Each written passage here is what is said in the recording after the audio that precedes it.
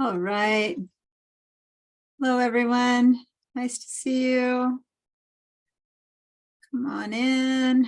Welcome to my classroom. All right. Hi, Matt. Hi, Deanna. How are you? Good. Good. Good. Good. Are you keeping your sanity with your all the classes you're teaching? Hi, Alan. I'm keeping my sanity Yeah. pretty well. My only concern I have right now actually is something that happened this morning when I was teaching my Illustrator class. Yeah. My son called me from school. Let me let people in. And it turns out that someone that he was sitting next to in a small office for like an hour 2 days ago at a meeting just That's called to say that he has COVID. So I'm like, cool. oh, there goes Thanksgiving. Well, So we'll see. It doesn't need to happen, but now we got to keep our eyes open and Hawkeye, yeah. because, I mean, chances are that Well, he was exposed, but let's he hope was that exposed, let's and hope that he's okay and he's no not one in going to my get it. family, we're of the few people that haven't had it yet. Our family, no one has had it yet. So if Yeah, it's good time for to you. have it, it's time to have it. It's just that it's Thanksgiving week, it's Yeah. like, come on, really? Bad timing. Remind me Not where your that son. Remind me where your son's going to school. he's at Santa Barbara High School, but he works at the Santa Barbara Natural History Museum, and he was there in a meeting with all the people in his team, and they had an hour meeting in a small office. So chances are that he's fine, and high chances are that he will probably finally get it. I don't know. I'm saying finally in the sense that we have been somehow, there's 5 people in this household and none of us have yet had it. So somehow or another we've managed to escape. Let's see. So we'll find out. So hi, everyone. Hopefully nothing, hopefully we all have a healthy Thanksgiving, but if not, that's what we'll be doing next week. Now, Yeah.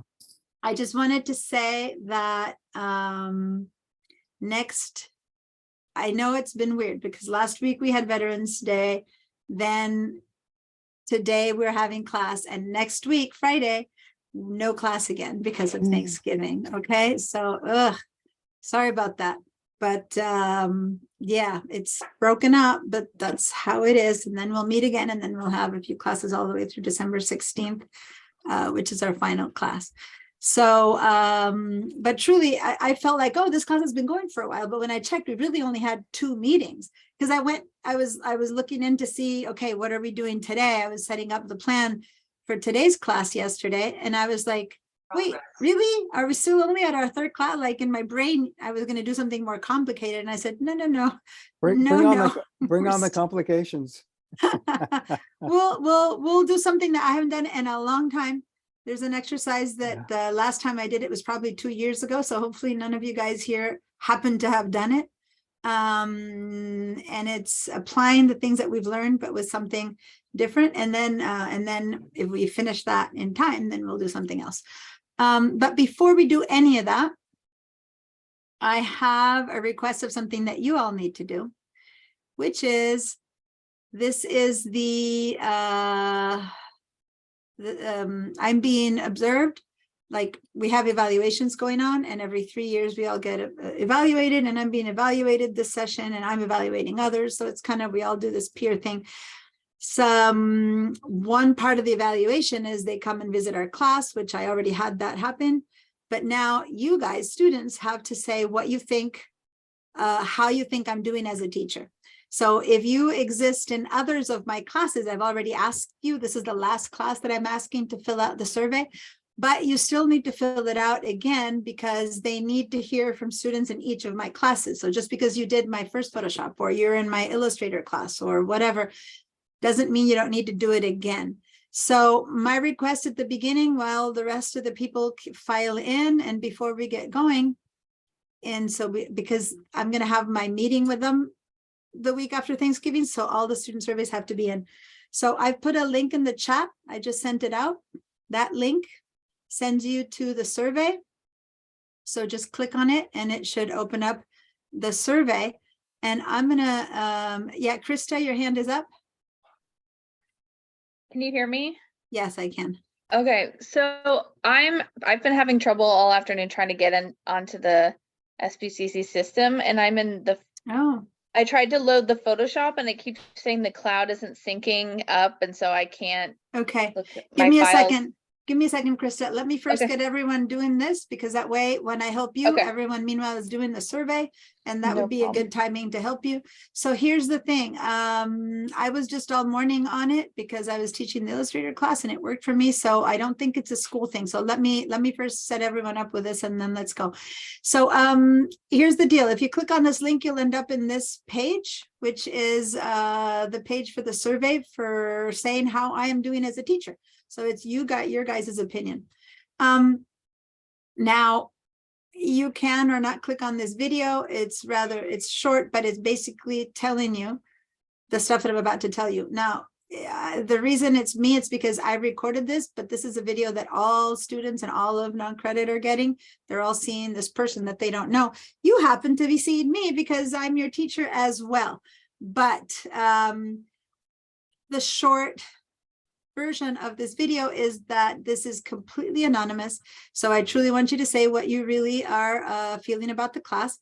By the time I get the results, I will have this lots of comments in one block of text. So I won't know who did what or who answered what. So feel free to say whatever you need to say, feedback, good and bad. It's all good for me as far as feedback. Also, if you prefer to answer this, I'm looking at the group here. If you prefer to answer this in Spanish, you can answer in Spanish by going up here to where it says English and switching to any language, not just Spanish, but I'm just assuming from who's here that there might be some Spanish speakers, and then everything turns into Spanish. So I'm going to move it back into English, and then you can answer your questions also, read the questions and answer in Spanish. The other thing I want to say about this that matters is that some of you get a window that just shows you the first part and you don't see the start button. So scroll down, keep scrolling. I noticed that on the computers at school when I was doing this, no one could see the start button. So keep scrolling and then there's a start button. Once you start, the first question is, what are you, here I'm putting, some people just showed up and so I'm putting the link on the chat again. What class are you taking? So this is where if you took this class or another class here, you write the name of this one, which is Photoshop. I'm calling it Photoshop 2 because I've taught one Photoshop this semester already. So it's the second Photoshop or something like that, but it doesn't matter if you just put Photoshop, that's good enough. Once you enter something and say next, the rest of you have 10 of these questions or 9 of these questions, which are, if you agree with what it says, then head over to the 5 and click on that. And that's your choice. And it quickly switches to another one. But if you didn't mean to say 5 and you wanted to say 4, you can back up by going to this little arrow there, and then you can change your answer, right? So you can back up. So now you're in question 3. If you want to go back, you end up in question 2. So that's the part that's important to know, that you can do the bottom right. And then if you don't agree at all, you click on the 1, et cetera, et cetera. So 1 means no, I don't agree. 5 is yes, I completely agree. And so on and so forth. So I'm going to do this all the way up to question 10, because after 10, let me quickly answer all the way to question 10. Then this one is something you need to write in. And here's the thing about this response, that when you write something, and now you want to write some more, a lot of people hit return, right? But if you hit return, it moves you to question 11, and maybe you still had more things to say on question 10.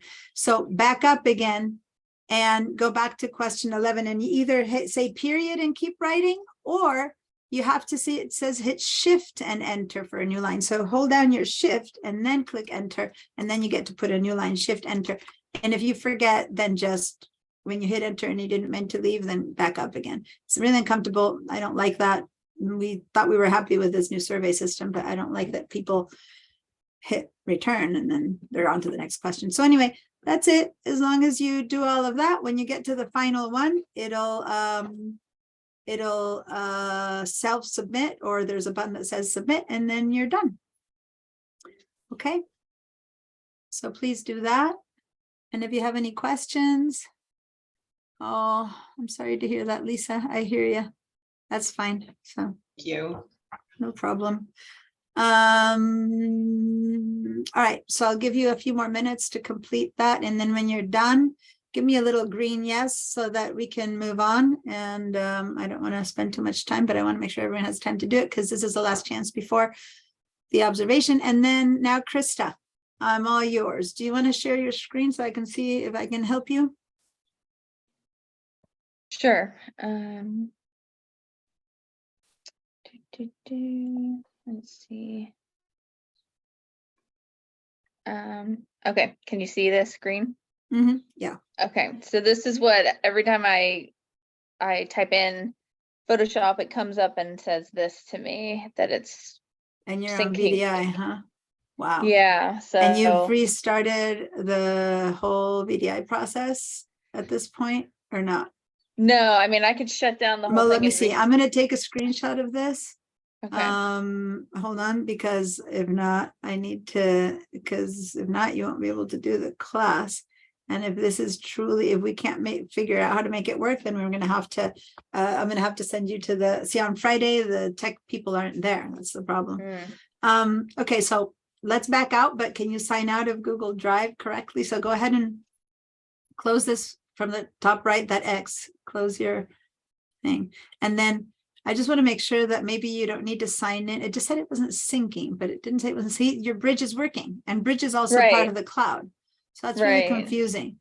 Go ahead Yeah. and sign out of that. Did you sign out of Google Drive and sign in again? Like, did you sign out cleanly and sign in today? no, I mean, I just You signed just moved in. in. And Okay, then so it's, close bridge. yeah. Let's just start Okay. this part from scratch. Let's go down to that Google, yeah, and sign out. Go there and go up to the gears and say preferences at the top. No, top preferences. And then go back to the gears at the top of this one. And then say disconnect account. And then say disconnect, just in case it's linked at all to the files. And now let's back out, go over there and shut the system out, shut down. And then if we power out correctly, sometimes it didn't get done completely. Yeah. Okay. And then say okay to that. And I would just go back out and actually disconnect the whole VDI instead of starting again right now. Go and log out of this and do a new login. So go up to Okay. that and say log out, since it's only one extra step. I think that all that's needed is the other one, but just in case, let's just do a new connection. Everyone's working on the survey, hopefully. So let's start again and let's give that a Okay. try. And if it really doesn't work, then logging Currently off. logging Oh, off, it's still so- logging off. Okay, Okay. so I'll just wait. Let's wait a minute. Do you have a different browser? Because sometimes what you want to do is shift browser. What browser is this? This is Firefox. Do you have Chrome? No, I just have Microsoft Edge as the other Yeah, one. which is probably not good. So can you close this Yeah. browser as well? Okay. And let's see. And then let's just try again with Firefox then. Yeah. Okay. And VM view view dot sbcc. There it There it is. is. And let's see. Okay, let's Okay. hope this time it responds. All right. Meanwhile, don't forget, you guys, when you're done with the survey, please give me a little check mark, a little green yes, so that I know that you're done. I If you don't wanna- have access to, I don't see the survey. Oh, okay. So let me put a copy of it again in the chat. Go to the Chat. chat. I just posted it. I just did a click and like in the chat, the latest thing I clicked, that's the link to the survey. Oh, okay, Click on that and it'll take you straight to the survey. got it, thank you. You're welcome. Thanks for asking again so that I could give that to you. All right. And let's hope this time it connects. The fact that Bridge was connected, why don't you start Photoshop first this time? So Okay. that because it's probably, it should be independent from Google. And then if it works or not, we'll know beyond Google. So it takes a little bit before everything is completely set up. Yeah. but- And I usually wait till my name's in the corner and yeah, then I go. yeah, that's the try. best way, because otherwise it makes you wait anyway, but it looks as if it's not working. So it's better to wait till you see the sign in. But actually, if you wait long enough, you shouldn't even go to that corner. It actually, if you signed out correctly, it should pop in with a sign into browser in the front, which it's about to do right now. I'm seeing it flickering. At first I thought, there it is. So there's your sign into Drive. So forget that for a minute. Let's just go and open Photoshop and let's see if it opens, which is what Okay. the problem was. So Um, just write Photoshop. oh, There it is. And, oh, okay, no, close out that. The easiest way, Mhm. just go to the window icon on the left. yeah. Click on that and then just open it from there. No, don't write Photoshop. Well, you can, but I was showing you a better way. So go to the Windows icon, yeah, and then over here you see them. Adobe Bridge, just scroll a little bit further down, see all those names, Adobe Bridge, Anime, Illustrator, you see them? Yeah, now a little bit, Mhm. scroll a bit, and then you'll see Photoshop come up. Just scroll with your, yeah, there it is. Oh, there it is, Photoshop 2022. And then you get, so let's see if it opens. If it does, then go in and sign in to Google Drive and Open Bridge and all that. Well, let's see what happens now. Because it seemed to be a cloud thing. Otherwise, we'll go and see if we can fix the cloud signing.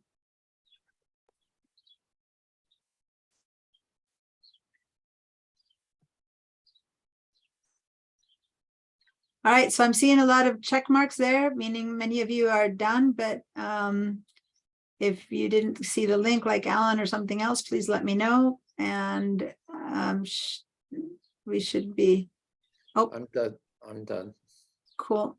So Tracy is joining us, so I'm going to put the link in again for her. And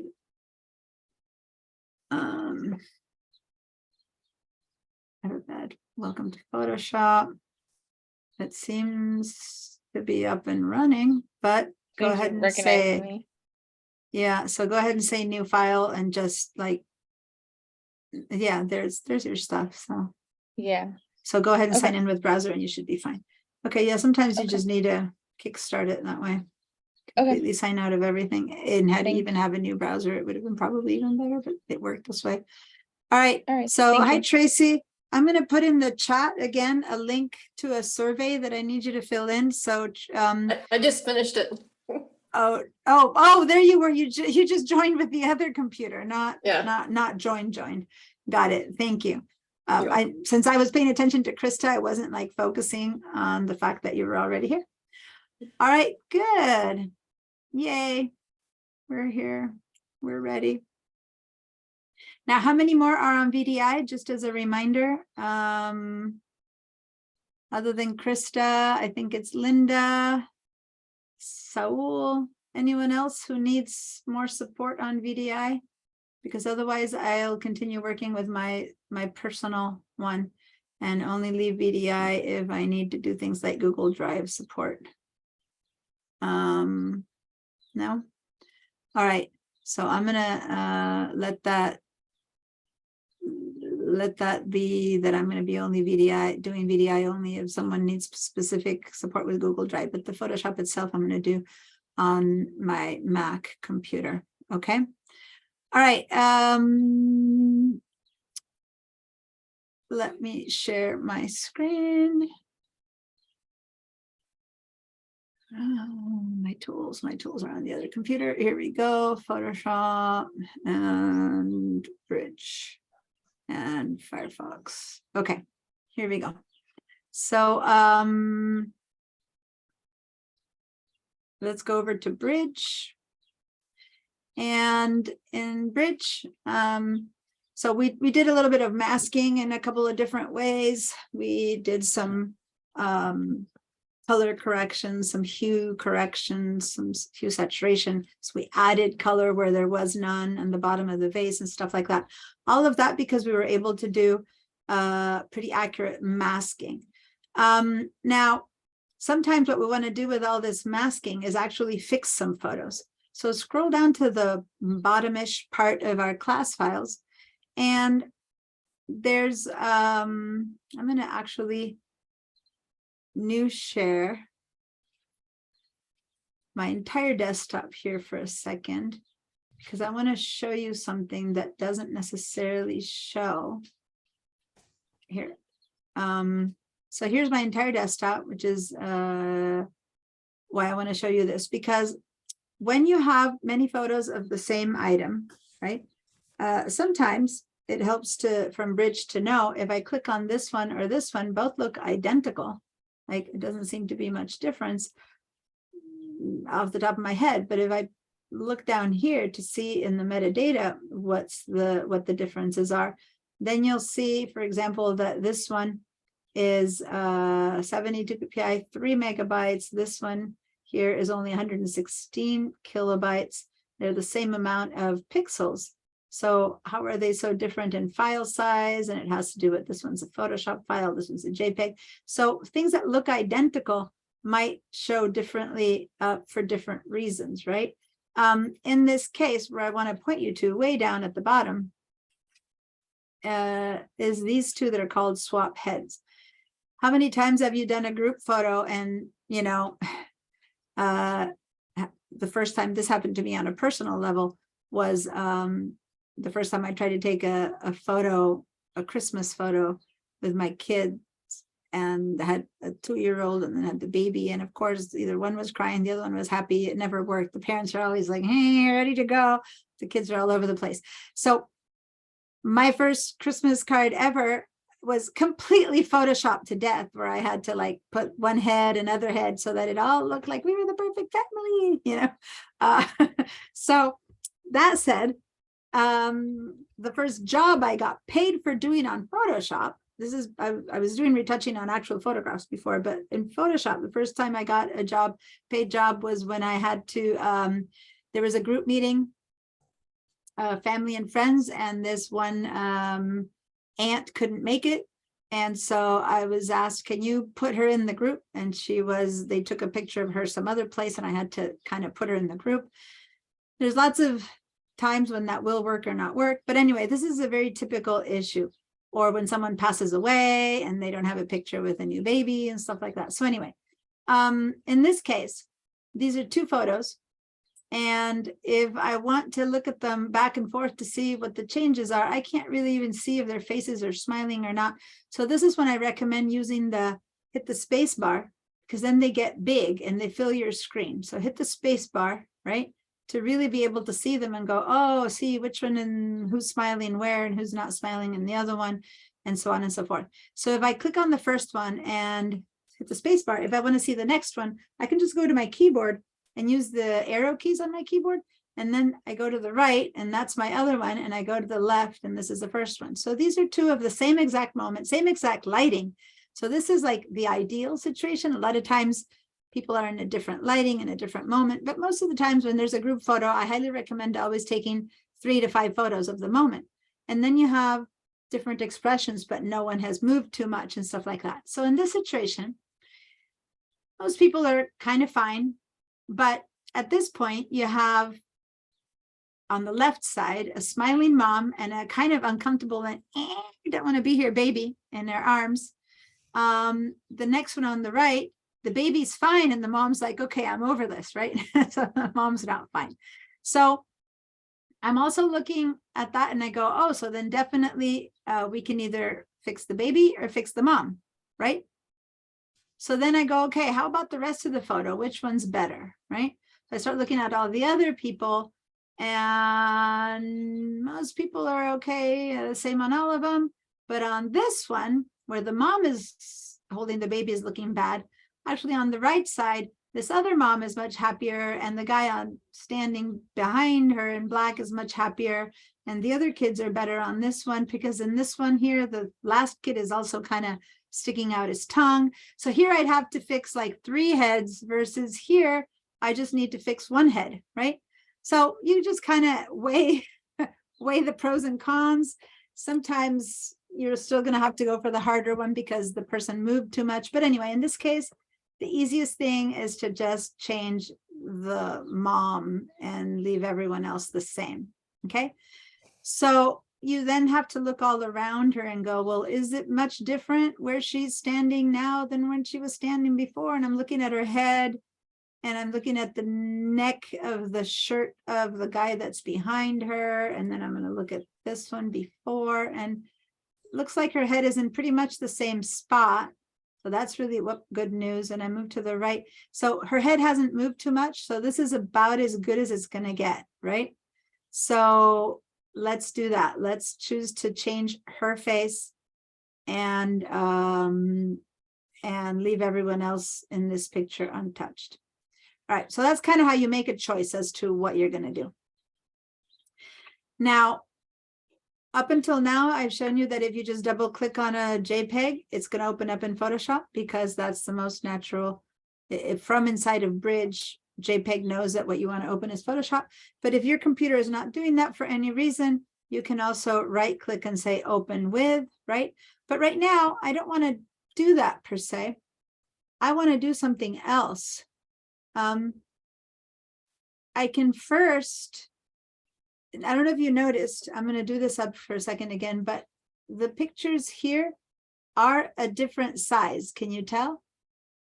In this, maybe it was cropped already or something, but everyone is, see how on the right side, you see a little bit of a background. And then on this one, everyone gets a bit smaller and you see more of that transition of the background. So if I try to bring this head into this one, she's going to look like she's like got a small head or too big of a head. Does that make sense? Oh, I keep going to the wrong one. So first, what I want to do is I want to equalize them. So to do that, like the easiest thing would be to just open the one with the bad face and then bring in the new head. But I swear to you, we don't know this person, so we might not notice the difference. But if we make her head a little bit too big or a little bit too small, everyone else will know that something's weird with, Maria or whatever her name is. Everyone's going to go, why is she looking so strange? Whereas they might have not done that. Even if she's got a, unhappy face, they'd be more natural. Sizing is really hard to get right. So let's first let Photoshop do that for us. Okay. And so let's open both of these photos in the same file. You could open one, drag the other one in and stuff like that. But we can just from here, select both, hold one, select one, hold your shift down and select the other so that they're both selected, right? And then there's, if you go up to the top of your screen under tools, you can go down to the word Photoshop and choose load files into Photoshop layers. This is not going to open 2 Photoshop files, one with swap heads 1 and one with swap heads 2. In fact, what this is going to do, it's going to open 1 file and each one of these 2 is going to be a different layer. Does that make sense? Okay, so I'm going to leave it here for a second while people find it. And again, some people don't know how to select 2 things at a time. Click on one, hold down the shift key, select the other one, and then up under tools, Photoshop, load files into Photoshop layers. Okay, I'm going to go ahead and let go and do that.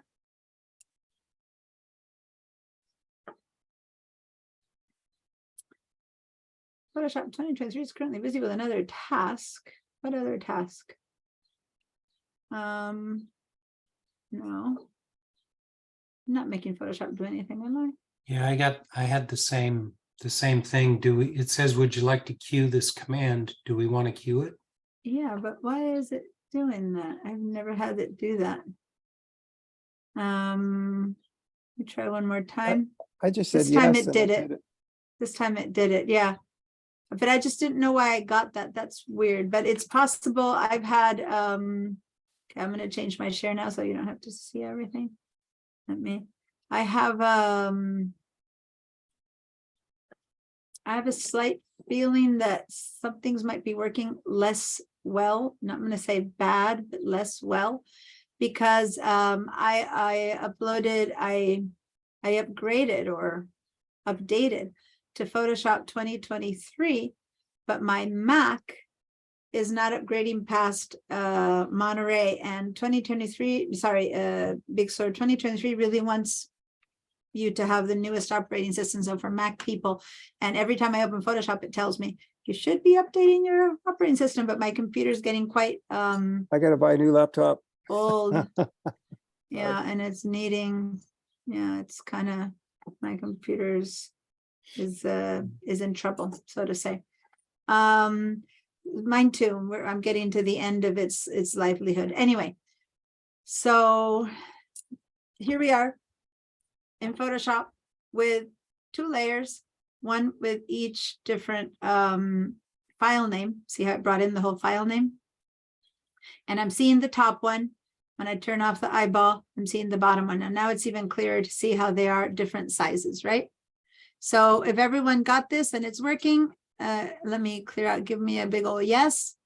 If for someone this didn't work, let me know. I can choose a workaround for you, but give me a yes if you all have one file with 2 layers and with the file names. Like if that process worked, give me a yes. And plan B, you open that. So Sabrina, is there a way to do that for them from within Photoshop? Yes and no. There's a way of opening 2 files into Photoshop into the same file, but it's in the Mac. It has to do with dragging the file from the bridge onto the document. It's not from inside of Photoshop. So yes, it's doable, but I would have to, like, I could go over to Bridge right now. I'm going to move this over and say that I want to put this in here, and I drag it like that in here, then it opens up, but it comes in as an object, a smart object, which I haven't talked to you about. So I'm going to undo that. I don't necessarily want that to happen yet, but see, you guys, your question was, can we do that? So you can't open 2 at the same time, but you could have had one and then go out to Bridge, drag the other, and put it like just like that. But then you'd have to see both. But if you do that, you also have to have your bridges at separate spaces and stuff like that. So anyway, so it's doable. It's semi-doable. You still can't open from here another file, like, unless you place it. So if I could go up to File and Place, right? And then yes, I open my files and I go through my files, which right now I don't know where I have my files. I have them over here somewhere. Anyway, let me find them. Photoshop class files there. So say that I were to want to bring this guy in, let me find this one in, then I could say place, then I can place it in here. See how it's bringing in as a separate thing. But all of that is doable, but it's more complicated than just opening them from Bridge. All right. Plus, when they come in with that little X, they come in a different mode. All right, but did you get it done, Sabrina, or like you have 2 Well, layers? I did the drag and drop, but like you said, now it says it's a smart object. So Okay. maybe that's not good. No, it's not that it's not good. It's a different creature. And for what I want right now, I don't want it to be a smart object, but that's not too hard. What we can do is have you undo that. So say that you have something that's already a smart object, which would have only happened if that, so let me make one of these a smart object. Hold on. Layer, and I haven't taught this class what a smart object is. So for now, don't ask me. I'm trying to find what's the, okay, so I'm going to turn this one into a smart object. So don't ask if guys, if you don't know it, but this is now a smart object. See that little thing tells me it's a smart object. In order to do anything to it, if I say grab the retouching tool and want to do something, it's going to tell me this must be rasterized before proceeding. Do you want to rasterize? Go ahead and say okay. And that takes the smart object away. Does that make Okay. sense? Yes, thank So you. do that, and that kind of works. All right, so I did this so many times. I'm going to go back in my history and get rid of a lot of the 20 things that I did while I was showing you this, just to start with a cleaner history. And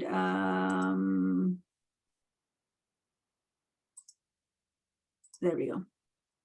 Now we're at the two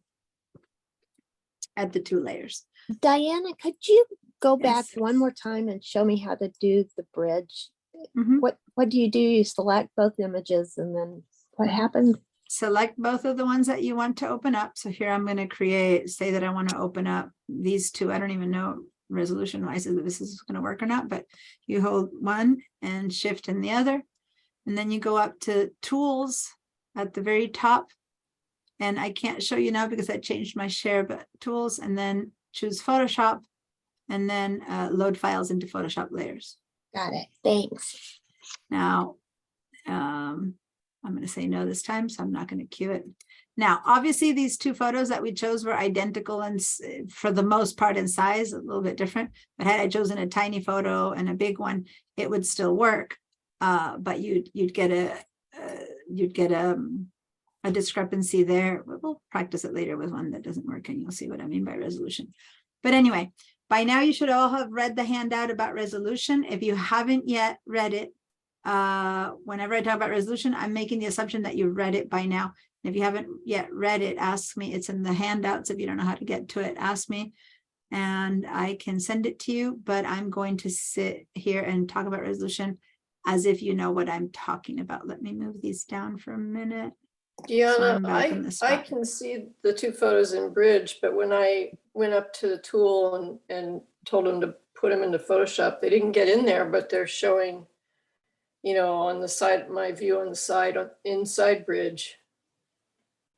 I don't know what you're talking about. So can you share your screen? That would make it easier for me to know what you're saying. Sorry, sometimes I know exactly what you're saying and other times I'm lost. Yeah, where's my share screen? At the bottom somewhere. There.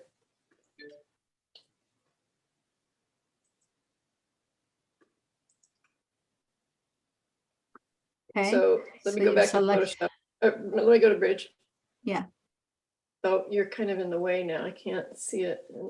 I can see it. Just go up to tools and try to do it and we'll see. Just go up to tools, Photoshop, and load files into Photoshop layers. And let's see what it does. So then when I go to Photoshop, I Yeah, I'm think seeing it. It's not doing it. Yeah. I don't know why. I don't know why either. Go ahead and close this one since we don't need it, and just in case it's overloaded, close The this stop share? the Vibrance file. I mean, just unless you're using it right now, it's not needed. So close the Vibrance file. Go up to the word vibrance.jpg, and that little X on the left of it would close that Okay. file. So I this mean, is not all that it, that's showing in my Photoshop. yeah. Try it one more time, and if it still doesn't work, then we'll open them the other way and I'll show you. So that's why I was saying if it didn't work for someone. I have these two highlighted. Trying to see if there's anything else here that could be selected that's wrong. No, everything seems fine. Go ahead and right click on them just to see if it gives us a different set of choices. Yeah, right click and hold.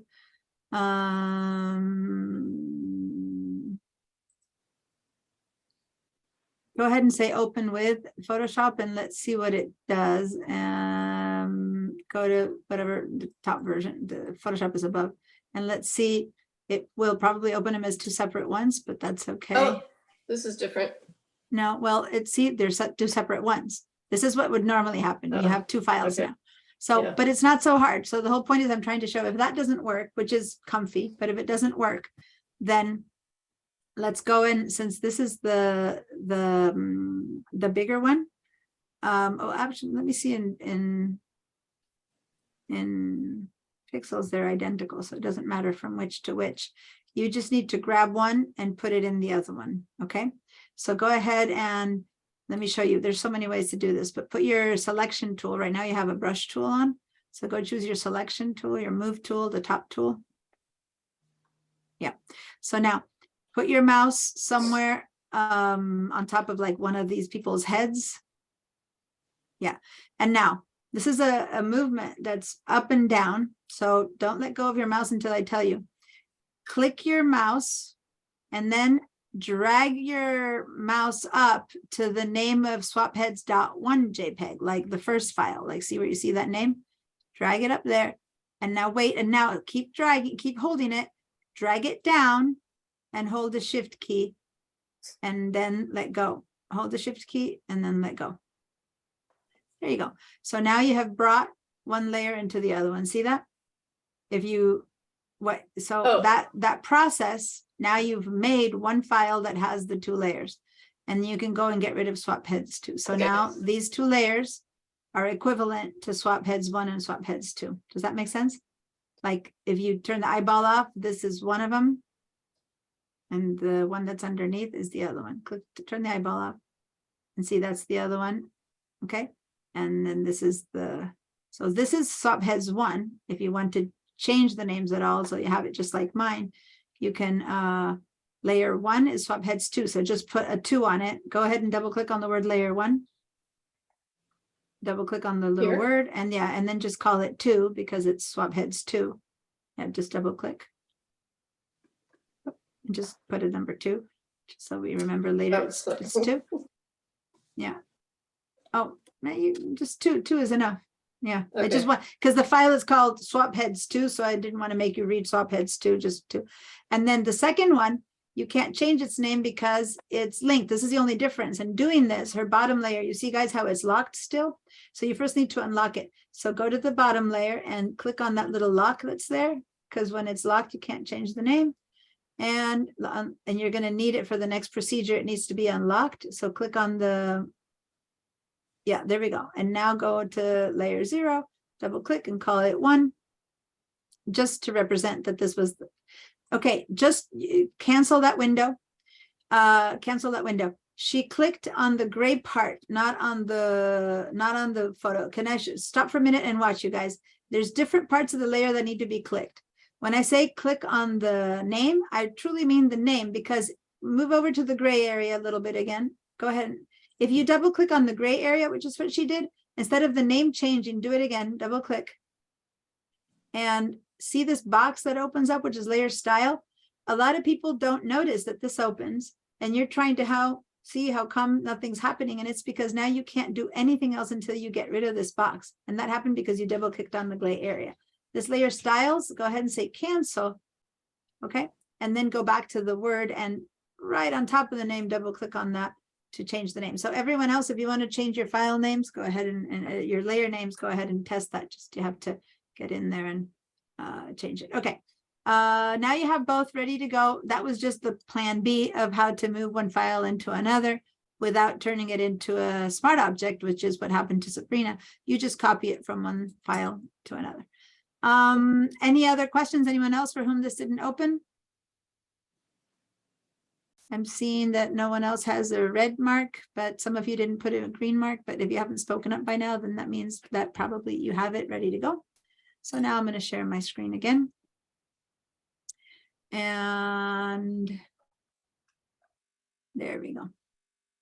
All right, so I need to actually, in case someone needs help with this, I'm going to have to sign in. So give me a second, a real quick second here, because I'm doing it at home, but I need to make sure this is signed in and ready to go for when somebody needs help. All right. So I'm opening Photoshop and Bridge in the background. There you go, just so that's happening. And now back to my Photoshop. Okay, so here we have the 2 layers. As you can see, neither of them is locked. And if perchance you did it a different way, like you didn't do the tools and one of them is locked, we need it to be unlocked, because what we're going to do right now is we're going to ask Photoshop to analyze these 2 files and to set them up so that they are aligned. So it's going to have to make one bigger, make one smaller, and then align them so that when I turn this eyeball on and off, I will see this head on top of that head, this head on top of that head to the best of its possibility. I mean, people might have moved an inch or half an inch or a quarter of an inch here and there, but Photoshop is going to analyze these 2 and try to merge them as much as possible. Does that make sense? Now I'm hearing someone talking in the background or a radio or something going on. So if you have any noise going on behind you, please turn your sounds off. Otherwise I'll mute everyone. I still hear it. So you know what? I'm going to mute everyone because I don't know who it is. And then if you guys need to talk to me now, you know, I've muted you all. So unmute yourselves if there's no sound in your house so that you can hear me. All right. So we're going to go ahead and do this thing where Photoshop is going to analyze them and make them match. Let me show you again why. If I change the opacity of this for a second, so you can see one above the other, right? So now this one's a bit transparent and I try to move it around.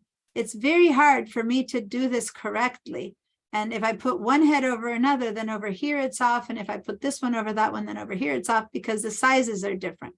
And if I try to eyeball it, I will never do as good a job as Photoshop can, okay? So I'm gonna leave this at full opacity and I'm gonna say, hey, Photoshop, you do your best, okay? So that's the way it's gonna be best. So select both layers, okay? So go one, hold shift, select the other. So both are selected. Okay, select both. So again, one, shift, click, both are selected. And now we're gonna head up. I always have to show you that in Photoshop, it doesn't share the tools, but we're gonna over here to layers. Find the word layer on top and then scroll down all the way to where it says merge layers. I'm going to leave this on, but if you get there, just proceed, but I'll wait for a second. All right. So now, oh, no, it wasn't merge layers. I'm sorry. Let me undo. That was not my intention. I was looking at that going, wait, where's the, hold on. It's not under layer. I apologize. Go ahead and undo that. Command Z or go back in your history one. It's not merge layers. As I was saying that, I knew something was wrong. It's not under layer, it's under edit. And it's auto align layers. Sorry about that. Auto align layers. Okay. All right, so auto align layers, when I let go, now this is showing up.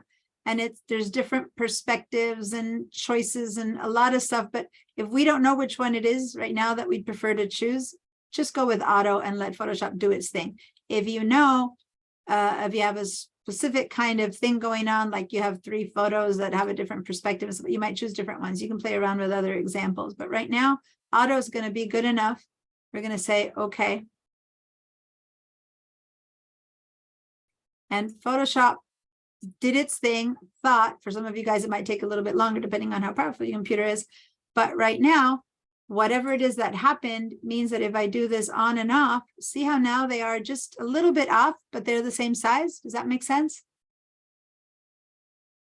Can you tell? Did that work for you? Now, this is the one that used to be bigger. It made it smaller and it also placed it in the right place. If I turn this bottom one off, what happened is that the top one got scrunched, okay? It got scrunched. Now, in your case, actually, now that I think about it, Tracy, you had number 2 on top of number 1. So it probably is the other way around, right? Which one got adapted to which one? But basically, this bottom one was left as is, no big changes. And the top one was made smaller and adjusted pixel by pixel to make the best possible match. And that's how you want to start, with the best possible match, because now when we move her head from one to the other, it won't be so hard to get it to match, because we know that her head right now on both files is the size it should be. We won't have to be worrying about that, okay?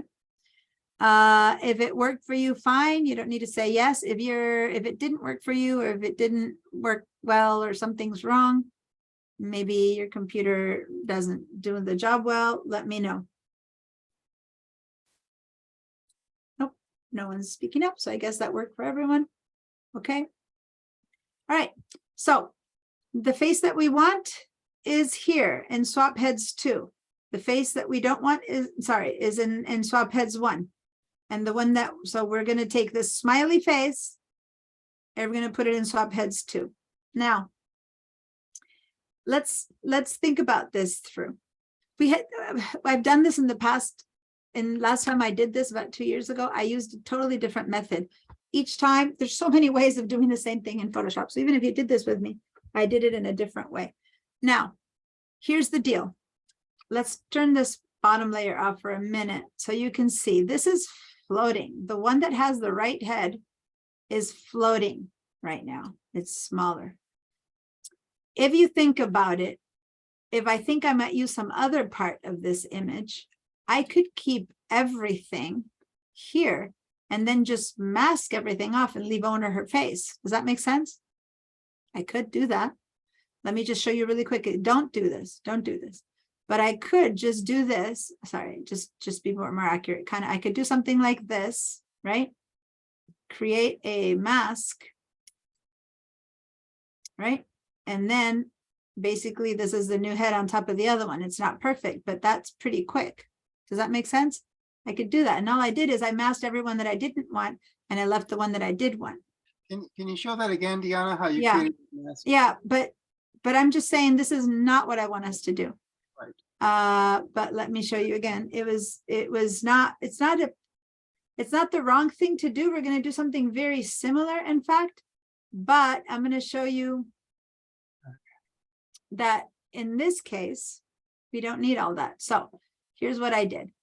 This is the one that I need to take everything else off of, and I only want her face. This is the goal. So there's so many ways to do it. I could have just created a mask, painted white, painted black. In this case, I selected her head. So I grabbed a little, so I'm not wanting you to do this though. So I'm just showing you really quickly. I selected her face. Then I made a mask. And then everyone else got hidden. Then when I turned the bottom one on, you see her head on top of the other one. And it's a pretty good job, isn't it? So the only problem with this, and it's not necessarily a big problem because basically that almost got it done.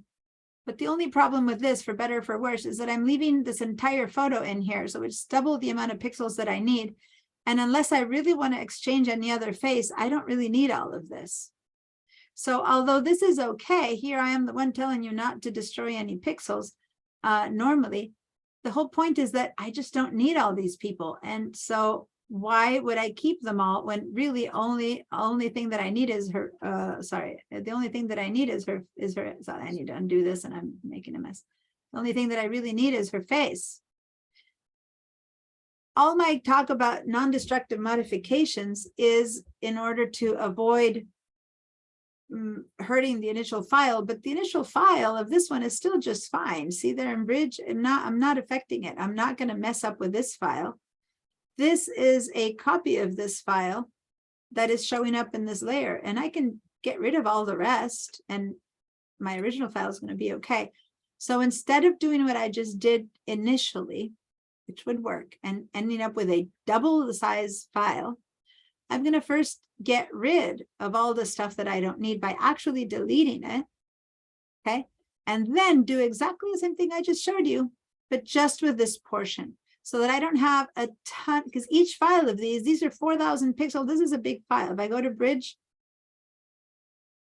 this is each one of these files is 2,000 pixels by 1,300 pixels. It's a big file. Put one on top of the other. I've got double the amount of pixels. I'm making a Photoshop layer with mask. This is it's going to turn into a bit of a monster in comparison to what it could be. So I want to get rid of unnecessary pixels. All right.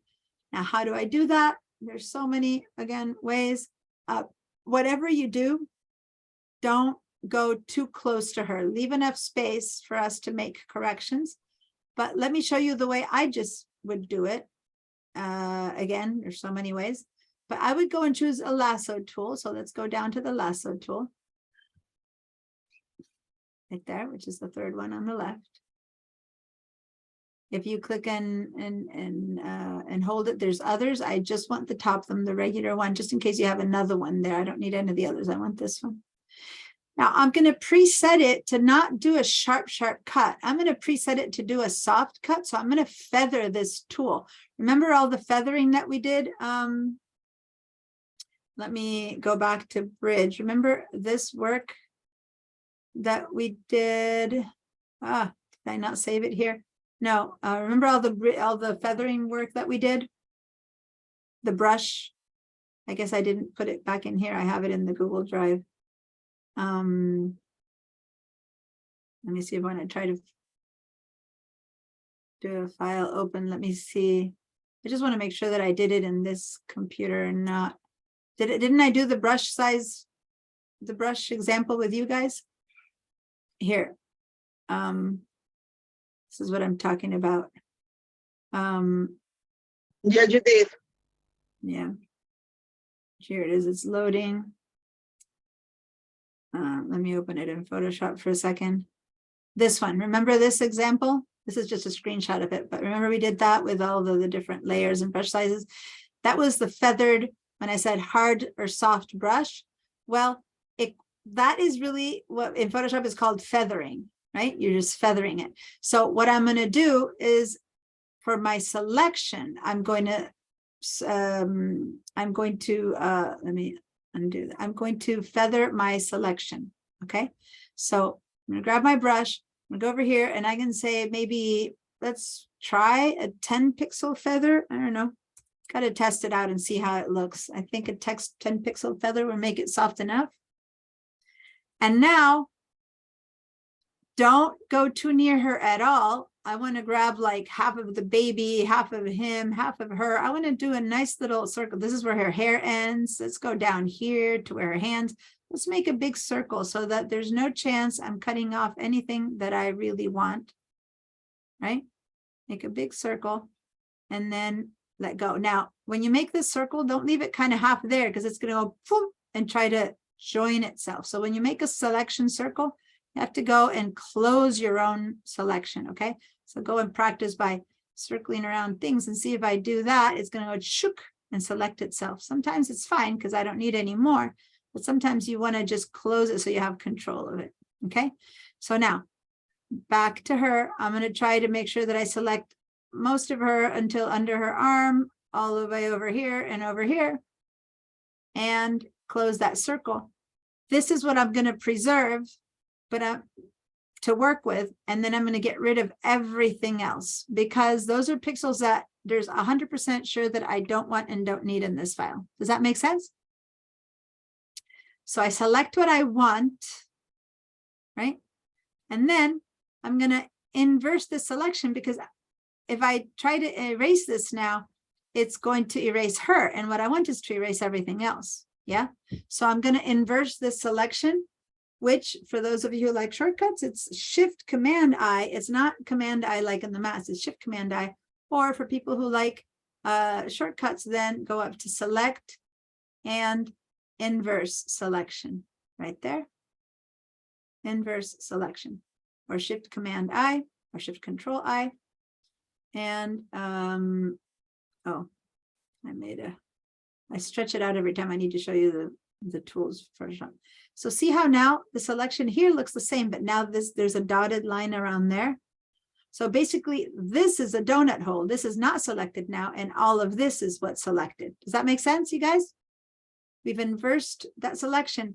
Now, making sure that I'm still in that same layer, I'm just hit the delete key. Boom. This is extremely destructive. This is as destructive as a modification can get, but that's okay. As I said, this is just a layer. My file for these, if someday I want to go back and grab another one of these people, my file is still there. I've created a new file. See how it says untitled? I'm not in the original file. It's like a save as. Now notice that feathering that I did gave me a soft edge, just to make sure there's no weird edges there. Now I'm done with this selection. I don't need it anymore. I could do Command or Control D, which gets rid of my selection, or I could go up to Select and Deselect from the top choice, Select and Deselect, Control Command D. Yes, Krista? I'm unable to get to where you are. I've Mm-hmm. selected the inverse, but I still have her with the dotted line around her and nothing's happening. So I don't really know. Are you on her layer? Are you on Swap Heads 1? Because Yes. it's possible that you have this selected and so you're not seeing. So you need to have selected the layer. Let me undo. I'm gonna Okay. Command Z. Let me try Command Z. again. I'm gonna undo where I'm at, select inverse, Okay. and make sure you're on the layer that we want to delete. That's why for me, it's easier to have the other one turned off, so I'm sure that this is the only one I'm seeing. And then hitting delete or backspace if you're on a PC, Okay. that should work, and if not, then I'll ask you to share your screen.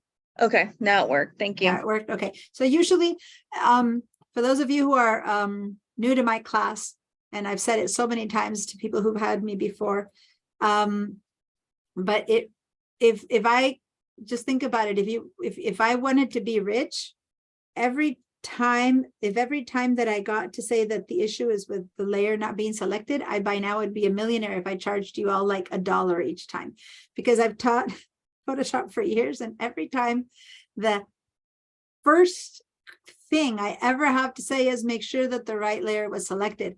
And I assure you, it fixes 90% of the problem. So with this little story reminds you that if you're not with me and you're wondering what to do and you have a question, the first thing I would ask you is, well, are you selecting the right thing? In this case, the right layer or the right piece or the right icon, or, so just select. In this case, Diana, Yeah. I might have hit the wrong keystrokes. mhm. Did you say it's Shift Command I? Yes, Shift Command I for inversing, or go up to the select up at the top choice, select and deselect. Or sorry, select and inverse. So that inverses the selection, or Shift Command I. If you're on a PC, it would be Shift Control I. Okay, on a Mac it's just Command I, and a PC it's Shift Control I. When I do this and I share this pop-up window, do you see the pop-up window? Is it sharing itself? Okay, Yeah, sometimes pop-up what's- windows. I'm not sure what I did wrong, but what I'm getting is everybody else is a negative rather than just a No, white. then you're not doing the shift. Yeah, if you just do Command I, the whole image turns into a negative like that. Okay, you're missing the shift. So hold down Shift, hold down Command, leave them both held down, press down, and now tap the I. Okay, and that's the Shift Command I. That's the inverse. Yeah, So it Shift didn't Command. do it. Okay, so let me stop my share and have you share your screen. Shortcuts, the Shift Command, all those modifier keys, Shift Control Command Alt Option, those you have to press down and keep them held down. And then when I say IS, 2P, that one just gets tapped. All right, Yeah. so go ahead and share your screen. Do you Yeah. need a hand with that? Have you shared before? Oh, here we go. I'm sorry I didn't hit share. No, that's fine. All right. So let's see. So Shift Command I, Mhm. do that. And And then now tap the I. nothing, Let's just go not, up. just not doing it. Yeah, that's weird. And your selection, right? Okay, so then just go up to select and say inverse. Unless I see your hands, I can't figure out, but that's it. And so now it inversed. See how the outer edge of the image has little marching ants? You see Oh, I that? see. Yeah. You see that? Now that you see what you're supposed to look for, go ahead and try again. Hold down the Shift, hold down the Command with one hand, like Mhm. have them both pressed down. Now with your other hand, tap the letter I. There it is. It inversed. See how now it's not there? So each time you hit the I now, not- you'll inverse. On my screen, it's not showing. Yeah, because you inversed it again. Oh. So now we don't have outer dots. Now No, hit but I mean, the I again. I'm still seeing the whole picture. I'm not seeing the white. No. You shouldn't see the white. You still have to delete. You showed All us you the white should- on yours. I thought I was Because supposed when to I'm see done it. inversing, I hit the delete. But I was just saying the inverse is all you need to do right now. Oh, All you okay. did is inverse the selection. So all you would see to notice that it happened is that the marching ants right now in yours are on the edges of the outer edges. Got it. And each Okay. time you tap the I, then go ahead and hold down the Shift Command, then tap the I one more time. the selection inverse itself again. Now tap the eye again, it'll inverse again. So the eye is what makes it happen. You go eye, it's gonna go inverse, invert, invert. Wow. Once Okay, you have thank it you. this way, now hit the delete key. And that is what got you the actual deletion of the pixels. Ah. Got it? So, Thank you. but you first had to, and now you have it in, now you have a selection there that's still marching ants and you don't need anymore. So now you have to undo your selection by doing Command D or go up to select and say deselect. Command or Control D, deselects. There you go. And now you're ready to go. Now you're in the spot that I'm at. Great, thanks. You're welcome. Anyone else who needs a hands with this, please, guys, don't hesitate to ask. Just because the solution is obvious to 2 of you, the other 10 or 12, it isn't obvious. And so even though they don't speak up, it's those of you who speak up who help the ones who aren't saying it, who then we're going to ask, but because you said it first, they now understand. So every time someone shares, everyone learns from it. Okay. So please don't hesitate in asking. All right, I'm going to assume now that everyone has their inversed and deleted image. If so, give me a yes. If not, then don't move forward. If you're not here, just let me know. Yes. Or you can also yell out yes if you want. But it's harder when the whole group says that, because then I don't know who didn't get it. But I recognize Matt over there, so I know he got it.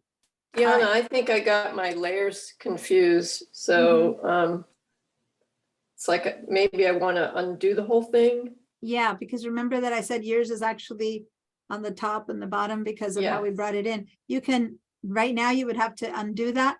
And then if you want to follow exactly what I'm doing, go ahead and inverse your layer, like replace your layer. Do you want to share or? Sure. Okay, go ahead and share. You have to switch the order, stacking order of your layers for it to make sense. And then we can be fine. Oh. Now, again, I could have just done what I did at the beginning, which is keep all the pixels and just mask it. Again, the only reason I'm going this extra step of deleting everything is to not have such a big file. So in your case, let's go ahead and grab that layer 1 and drag it up. And again, when I say grab a layer, try to use the gray area instead of the pixels, because in other situations, yeah, and now drag it up, click and drag. Up to where? Like click, just start moving it. I'll show you. Click and drag up and just above layer 2, above layer 2. Oh. Yeah. So above layer 2, and you'll see a blue line there. See when you see that little blue line? Yeah. Let go. There you go. Now you've moved it on top. Now you can turn the bottom eyeball on and or off, and it's in the right position. Cool. Good. You just needed to inverse the Okay. order of your layers because of how you had brought them in originally. Okay. All right. I'm Good. gonna share my screen now. Now, if you guys notice, when I had her turn off her bottom layer, the job was almost done. Almost, right? Let me get Photoshop. Because when I turn this one on, and if I hide my selection, I did this so many times that I actually have a little white line there. That's because I did it again and again and again. Let me actually back up. Invert. Select inverse. Clear. There we go. So if I turn this on, it almost looks okay, except for if I pay attention. I'm going to zoom in a bit now to this area. I've got kind of like a weird head here. If I turn this on and off, see how his head is a little bit weird. And other than that, depending on how you cut, like right now, the baby here, like it doesn't actually. When this is on, you have like a little double-headed hand. So if you start looking around the edges of where this was, okay, if you look at the edges of this, there's some weirdnesses here and there. So we don't necessarily need to leave it that way. What you can do is pick that selection up again so that you can see the edges of that selection. How do you pick up a selection? Head over here, which says swap head, so that you can really see this. Like here, I see a little double t-shirt, right? it's minimal because these photos really were one on top of the other. But it's different enough. Go ahead and select, click on the thumbnail, click on your Alt or Option key. Sorry, on your Command or Control key, and click one time on the thumbnail. So when again, Command for Macs, Control for PCs, and click on this thumbnail so that it will show you again the outline for a second. And now you go, oh yeah, there I see the kind of weird, because I cut straight through his face. And here's where that little weirdness is on her t-shirt. And then the kid has a little bit of a higher shoulder there and a bit of lower shoulder there. This seems to work.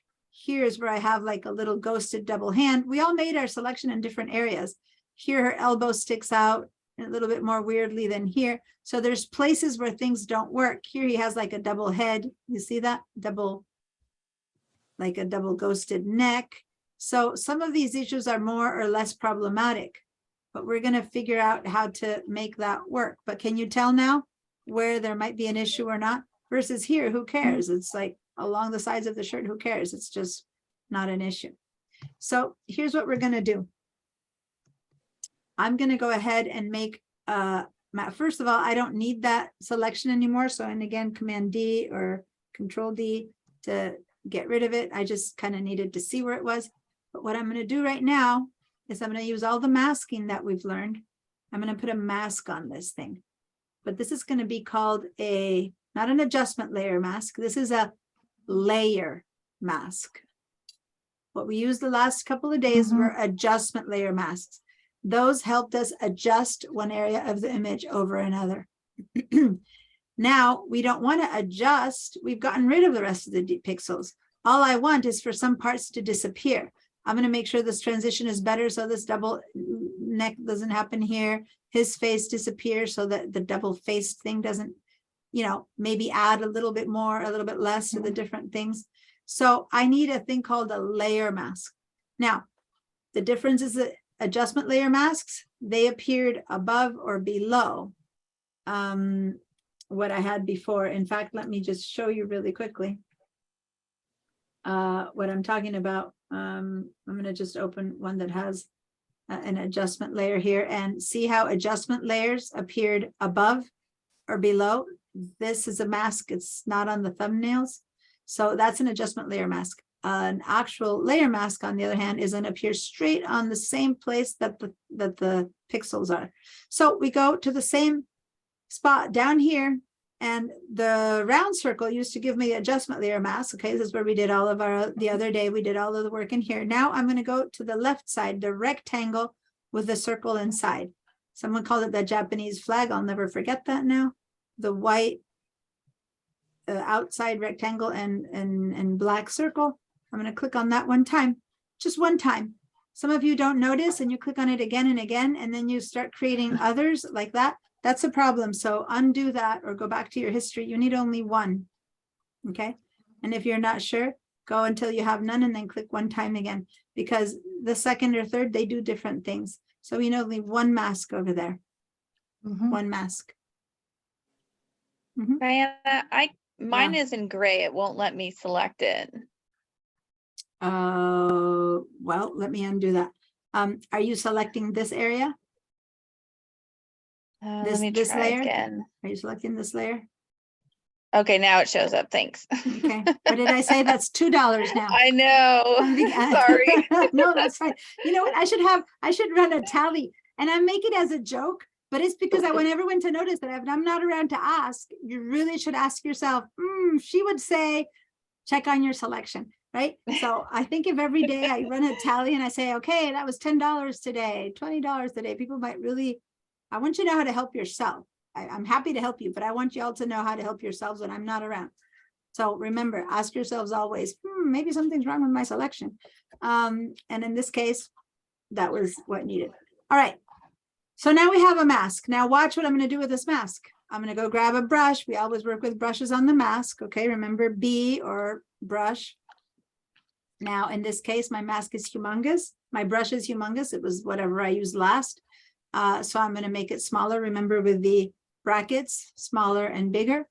And I'm going to make it quite soft. So I'm going to go down to a hardness of 0, maybe, I don't know, maybe 50% hardness. I'll try it. You can only try it out first and see. Now, one thing you need to remember is the last time we worked on this, we had different opacities. So right now, I'm going to start with 100% opacity. I don't know what opacity you have, but don't start with 30%. It might be confusing. Just start with 100%. So you really see your changes or not. Down here, you should have black and white. That's all you should have. And since what I have is a white mask, I probably want to start with black. So to shift that to black again, the shortcut was hit the X key and see how my colors go from white to matte black. And now on my mask, which is this area, not this. This is my, if I delete this, I'll be gone forever. I want my mask. Now I'm going to say, okay, I'm going to get rid of his face. Now, can I see the effect and see if it's working or not? Maybe I'm noticing that this isn't soft enough. I'm going to undo. I'm going to make it a little bit softer. I'm going to maybe make only 22%. I'm going to try that again. That seems to be good enough. Good. So now that I kind of like my hardness, that's soft enough, but it still has an edge. Now that I like that, now I'm going to turn on the bottom layer, right? And now I'm going to start going around this area, and I made that mistake myself. Look at that. I started doing this on the bottom layer. Make sure to select your mask. Okay. I got to put $1 in the jar myself. Select that. And now I'm going to start erasing the things that were weird. So if I take this head out of here, then the neck starts to be a problem. You see that? So then I have to add the neck. So I'm going to make my mouse a little bit smaller. And now I'm going to select the neck. And now, even though the original neck line was like the original shirt had a skinnier neckline, I've managed to join the before and after by making this a little bit fatter. Does that make sense? It's just a tad fatter, but the face is normal, right? And who cares if it's like a quarter inch fatter in the image? It works. Now it looks like it's real. So I keep going here around the edges, and I notice that her hair looks fine. There's no issue there, but here there's an issue. So I'm gonna see if I can reestablish the neckline. There you go. So I'm basically deleting from here the stuff that doesn't match very well in the new image. Does that make sense? And now, because it's a mask, if I go overboard, right? If that didn't fix it well, then I can just paint with white, switch over here to white and paint it back in and go, that solution didn't work. But in this case, it did work. So I'm going to do that. I'm going to leave the old one. And then somewhere here in the hair, it kind of joins and it looks good. And I'm going to see here he had different height shoulders. So first I'm going to see what happens if I delete the old one and match it. And then I go, no, I'm going to go and repaint it. Delete that. And then I go, maybe he already had, oh, it wasn't. See, I turned this off and it was his sweatshirt. I turn off the top one and I discover it was his sweatshirt. It wasn't anything weird. The sweatshirt had like a little bump there. See that? I'm not seeing both layers now, so I can tell it was the old one. So now I can turn it on and say, no problem. Everything is good. I have like a little double-headed, a little double line there. So I'm going to go ahead and delete that little double line, put it in black. There, that looks a bit more natural. And to say the truth, not that anyone's really going to notice, but we notice because we know what we're doing. So we want to just make sure that we don't get that weirdness there. And if you really don't like any of it, then again, make this whole thing go away, and then his whole arm turns up a little bit fatter. Anyway, that kind of works. Again, if you forget where the edge is, turn this off and point, and I go, okay, there's something going to happen with these two hands. So let's look at these two hands. This one here, if I turn this on and off, still looks normal. Nothing really, the change didn't matter. Here I have an extra little hand that's weird. So I'm going to go ahead and get rid of that. There we go. Now the other one, I'm still seeing a little bit of the other one. I'm going to go back. Whoops. I'm going to go back and let this one in. Okay, so there we go. Now the baby. Yeah, you want the new baby. Yeah. Here is the happy face with the icky baby. Here is the unhappy face with a good baby. We want the good baby, okay? So every time I put her face in, the baby is back to being unhappy. So first I'm going to see if I can just change the face. I don't think so. I think I'm going to have to work on more of the baby. So I'm going to go over here and I'm going to say, hide unhappy baby. Okay. So I'm going to start hiding unhappy baby, but see, babies are the hardest to change because babies move and shift and squiggle. So I'm getting rid of the new baby, of the unhappy baby, and I'm letting us see the happy baby, but then see how some weirdness happens here. So I need to go and see if I can join that to this. Well, we don't have it to have two arms. So I gently do it. See how there's two cuffs and two little hands here. So basically I have to get rid of a lot of the old baby and let the new baby in, and then find a place where that changes and it works. Now here, I'm going to back up because maybe here I can leave the new hand. Let's see. Let's see. New hand.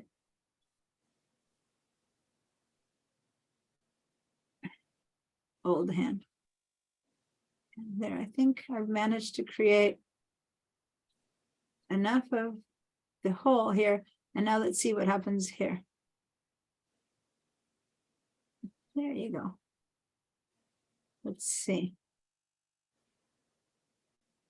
New hand, old hand. I think I can merge the pants of one or the other, and I don't need to change the pants. Let's see. Oh, something weird is happening there. The knee. But in the end, I'm not sure how much of this will be noticeable. It just looks like bunched up pants. You know what I mean? So here's where her knee from before and after are doing a strange thing. I'm not sure it'll matter too much. There, I'm leaving the old knee. So I'm making choices. And her elbow here. Maybe by softly. So here's some of the old elbow is blended into the new elbow there, see? So that you can't tell, but this elbow is the old one and that's the new one, and I've softly merged them in. And again, if you don't like it, you switch to black, you erase what you did and you try again. And so now if I turn this on and off, I have new face, old baby. And let you look and see, does it look like natural? Does it look like it's being held correctly? Is it about to fall? No, here I have a little bit of weird stuff going on.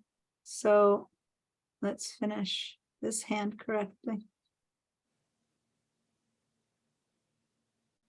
There we go. Just merging one into another. I think that works. The shadow looks normal. These are the new feet, old baby, new face. Okay. I think if I go all the way around, her hair seems to be okay. I know I merged most of the hair is the new hair, but over here I have some of the old hair merging into the new hair. Kind of works. Are the hands normal? There's no extra hands. Sometimes you end up with 3 hands. So that, remember that time that I told you that I had to do the photo, my first time I did this with my family, there was 4 of us. So there were 4 Santa hats. We all had a Santa hat on.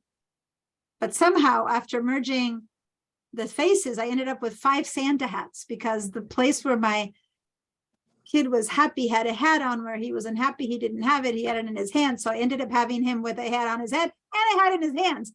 But the face was happy. So we ended up with 5 Santa hats on. But it didn't matter as long as it looks normal. Now I'm going to follow this area. And I have to look, it's this over here. Do I see anything weird happening? Sorry, in that area. And I turn it on and off. And no, it looks like everything here is merging well. His hand is good. The bottom is good. So I've looked at it all. And when I go back a little bit and I turn this on and off, although there's a shift and I look all around and I don't see anything weird. Her hair is on. I'd say I'm happy. I'm thinking I made it. I think I made this portrait work. Okay. That is merged really nicely into that and no one can tell the difference. I'm gonna clean your feedback, and when you get to a place where you're happy with yours, give me a yay. If you're not happy with yours and you need some help, or you want a second opinion on something, give me a call, give me a request. If you like it and you're happy with what you've got, make sure to make a little screenshot of this, but don't forget to include your layers, so I can see your layers and the masking that happened, and then put that in the Padlet. Let me put the Padlet link here so that you guys can get it quickly. Here we go. Padlet link I just posted the Padlet link in the chat. And I forgot, normally I share the Padlet, but today I didn't share the Padlet because I was focused on showing you guys the survey, and I forgot to give you the ones checking out the Padlet. So let me share the Padlet here. A second, because it's inspirational to see what other people are doing. Although most of you guys have just been doing the classwork, I haven't seen much of posting of extra stuff, but now and then there's a few things here. So we'll put some things that he's been doing that are different. So these are class files or catching up with stuff that wasn't done. Really nice. Some of you guys went all out and really did some good work and colored all the flowers again. Let me show you the ones that are a little bit different, where Saul went and with the same work that we did, he found another photograph and then he just painted a couple of them a different color using hue saturation masking. Okay, that's cool. Thank you. And then he did this little guy here where he replaced, this is a desert scene and an ocean scene. He put them together and he cut out through the whale. And he also did a little sky replacement, which I haven't taught you guys yet, but he learned it. So this whole thing is composed out of 3 different photos. Okay, partly with masking and partly just with composing elements. So cool. And I see already here Gerard posted the happy baby. Yay. So go ahead and do your postings if you're done. And cool. My baby has 3 hands. I better fix it. Uh-oh.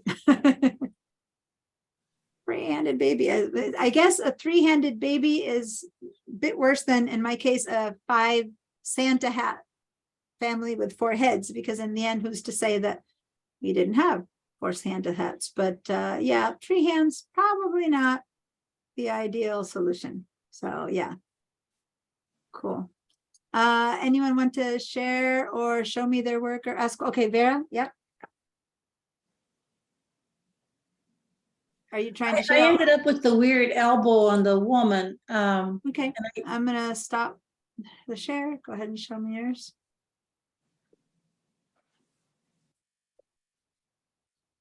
Back in here, when I try to use my brush to go back in there. Well, the first thing I want to confirm, not that you did this, but the first thing that you want to confirm with one of these things is going a little bit off, is to make sure, I don't see it happening here, but I'm just trying to teach everyone here. First thing you want to make sure is that you didn't by mistake do any drawing outside of the mask, like in the pixels. So just for a second, go back to your layers and turn the eyeball off of the top one. Just make sure that everything is still intact. Yes, it's intact, but let me just say, if you look at her elbow, it's a little bit, this is for everyone to know, it's a little bit undefined, like one brown merges into the other brown, and so it's already a little bit undefined, you know what I mean? So it was harder here to tell where it ended, so it's going to be a bit fuzzy anyway. Now turn the bottom one off and turn only the top one on so that we can see the eyeball on that one. And so here what we have is that you are hiding a lot of the old one, but I see it's kind of on the edge of the new one. Yeah, I want to see how much you originally brought. So here's what I want to see. Did she bring enough elbow? And I'm just don't know if she brought enough elbow in, but how do you see that? Well, by hiding your mask. How do you hide your mask? Put your mouse over the mask.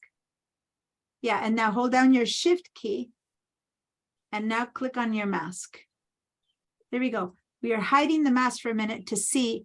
And yes, we have most of the top part of the body, but not the little tip of the elbow. But your problem wasn't there, but up there. See that? Well, some of you guys might have cut around her and not brought enough elbow, in which case it's hard to join them. But you did seem to have brought most of the elbow. So I just wanted to check that. So now to get rid of that, hold on the shift key again and click on your mask again. To see your mask again. Okay, got it. So basically now turn the bottom on and now let's try to, so see what I just first had to see all her parts and pieces to make sure everything was fine. Now, what we're doing is that we're seeing mostly the old elbow, I believe, yeah. So click on, turn off again to see the old elbow is the big one, right? So turn the top layer. Yeah, so what we're seeing here is the old elbow. And you have hidden the new elbow. Okay, turn on the eyeball again. You have the new elbow is kind of on above the top elbow. So go ahead and go to your mask again, and then maybe you need to let in either more of the old one or less of the new one. And go ahead and click, grab your brush and go over to that area with your brush. And now, right now, if you put more mask, since you're doing black, that means that you'll be hiding the old elbow. Go ahead and keep hiding the old elbow a bit, and let's see. It's not hiding it. Maybe I didn't select enough of it. Maybe you don't have enough outside. Yeah. Yeah, because That's probably you kite right around it. Okay, so then let's do it the other way around. Then put some white and hide some new elbow, and let's see if it'll work that way. Switch to white, and now bring in the new elbow back. Oh. Yeah, just kind of starting it, and let's see if what you can do is recover and use only the new elbow. Yeah, I get more elbow than I needed back there. Yeah, but see, now you have the new elbow and then that tiny little line of the old elbow. Now make yourself a smaller brush, switch back to black, and now try to get rid of that dark bit. And if that doesn't work because the color really doesn't, yeah, because you have the other elbow there, then you might need to just bring in a bit more. So here's the problem. When I told you guys to delete pixels, this is the only problem of deleting pixels, that now you don't have any pixels to work with versus having left them all in there. You see what I mean? But it's a little bit, how do you call it? A bit of one, half of one. Yeah, I just need to do Doesn't it. have the other. So you basically, this is what you need to encounter so that you can see and practice again. So it's not that hard to bring that little bit of elbow up there again. Like you just open the other image, copy that little bit of elbow, paste it in here, and then keep working with it if you don't want to do the whole thing over again. Let me just say that the only other place here in yours that I'm noticing that I might be a bit questionable is that under her hand, it gets kind of fuzzy, like to his left leg is a little bit like fuzzy. So you might want to choose if you want it to be in or out. Yeah, something like that. There you go. And then if you cut too much of her hand, then you might need to bring it in again. And maybe, does that make sense? Because when it's fuzzy like that, you can tell that something's a little bit off. Okay, so basically you finagle a little bit of one, a little bit of the other, and fill out that elbow with what you have. And if not, then you can actually go and do a little bit of retouching with a clone tool and just invent from the existing elbow a little bit of old elbow in there too. You could also try that. All right. Okay. Thank you. All right. So how's it going, guys? I'm only seeing one green line, green yes, that you are set. Who else has done this? Like Linda has done this. Everyone else who has done this, please give me a yes. And granted, this is kind of best case scenario in that it was as simple as it gets, right? Because the images were completely identical and the space was how do you call it? The lighting was perfect, but the first attempt should always be with something that makes sense, right? And then after that, you can do your best with the stuff that isn't perfect and exact, but now you know what it takes, the back and forths on the merging things. Now, I'm looking at the Padlet where you guys are posting. Let me just show you what I'm looking at that way. Because it's the only way I can really check what your guys' work. So I'm gonna open up Peggy's. Oh, come on. When I share the Padlet, it does this thing where it doesn't resolve itself well. There we go. So I'm looking at Peggy's and I'm looking all around. And it's looking pretty good. That's a nice elbow. There might be a little something happening down there. I'm not sure. You might want to check that out. Can't tell because it's a screenshot, but is that, I don't know if that's normal, if it's the way it should be, or if there's a little bit of a something, but everything else is looking great. Let me see, Krista. And look, I don't see your layers here, but oh, there they are. Okay, the layers are looking good. Let me look up there. Yeah, so maybe this is how it was because you have that same thing there that Peggy had. So maybe this is just how her hand is. So again, sometimes in the small version that these pop in, it looks like a weird this, but everything was looking good. Cool. We'll go to the next one. Whoops. Sabrina. Okay, Sabrina, here I'm seeing like a little shade on the baby's face. So you either left a bit too much of one or a bit too little of the other. So go back in there and see.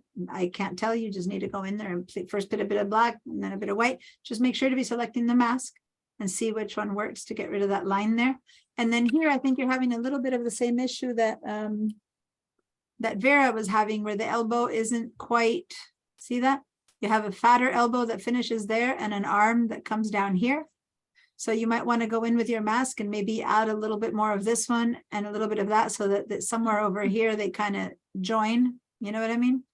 Just this, at this point, you can also, something didn't tell you, Vera, you can put it in with the brush at 100%, but then when the part where you guys need to merge, where it might not be perfect, maybe that's when you go and do a little bit of a 80% or 50% brush, like you gently bring a bit of one in and a little bit of less of the other. And then it just, you've got the fact that it's on brown to kind of hide that little area, to bluff a little bit in that corner, to get them to merge.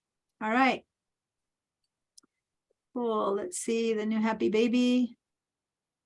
I think, I'm not sure, but I think these lines are also a second baby line, or is that what the baby had? I have a feeling there's a little bit of a second baby face there, Gerard. You might want to go into that mask and just clean it up a little bit more. Okay. I think that's a little second baby line. Other than that, everything else around it is looking fine.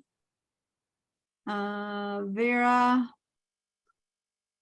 Okay, so this is the before you asked for my help, right? Because it still says Right. something about the Yeah, elbow. I still Okay, have to work on it. okay, try to listen cool. to But you. the rest was fine. We saw that. Your baby face is good, Linda. Happy baby. And it's looking like pretty clean lines on the baby, on the legs, on the arm. Look at that. Perfect. Oh, look at that little double leg line there. Can you tell, Linda? Yes, Drat. Okay, So like I'm on it. even if you guys have to go a little bit bigger than 100%, just to catch the problems, even if at 100%, it'll look like that. No one might notice it. No one in the rest of his family might notice it. No one who looks at it might notice it. People will be like, oh, we're a great family. But he is going to look at that and his wife is going to look at that and go, what's that on your neck? Right? It's like a detail that no one else in the world is going to care, except for the one for whose neck it is. All right. And then this one was Lisa. And all right, baby, hands, face, edges, looking great. Cool. Well done. Nice. All right. Good job, guys. Let me see if I refresh if someone else posted. Someone more than other than Lisa. Nope, that looks like the last one. Okay, guys, if you haven't posted yet. Oh, I see some. Matt, did I open yours? Yeah. No, I see Matt's now. I don't think it was there. Did I look at yours yet, Matt? Somehow I don't remember looking at yours. I don't think so. I'm sure Yeah. you'll find something. Yeah. Matt, it's looking good. It's pretty clean. Cool. So Matt, remind me here, didn't I use a photo that you gave me once, I'm talking years ago, of your mother and the old house that she, Yeah, that was Yeah. probably about 4 years ago or so. Yeah. that's about, I went back to where she lived and it was a historic building, protected building where she used to live. So uh-huh. it looked just the same. So yeah, I sat on the opposite pillar and we kind of Yeah. So It'd be what fun we to go- did, it was fun. So, yeah, he had a picture of his mother. I don't When she know, was about in 9 was it or in the 30s or 40s or something like that? A picture of her sitting on one side of the house. He photographed himself sitting on the other side of the house, and he let me use those pictures in class, and we merged them so it looked like he's sitting and on the other side of the stairwell in front of her. So yeah, that was cool. I'm just looking and remembering that we did that. So, okay, guys, cool. Thank you for sharing. And I'm gonna stop my share. Now, my alarm, I believe, told me that it was time for break. Is that true or not? It seems too soon. What time is it? Let me look at my phone for a second at the schedule. It seems kind of soon-ish, but no. Since we finished this subject matter, instead of starting on something in between, why don't we stop here? It's about 5 minutes too early, but I'd rather stop here and then come back and start with the new project when we get back, okay? So let me look at the time, 3 p.m. Perfect. So let's be back by 3:15 p.m., okay? Sounds good. You're welcome. Take care. I'm gonna mute everyone and have a good break. I'll see you guys in 15. All right. Thanks.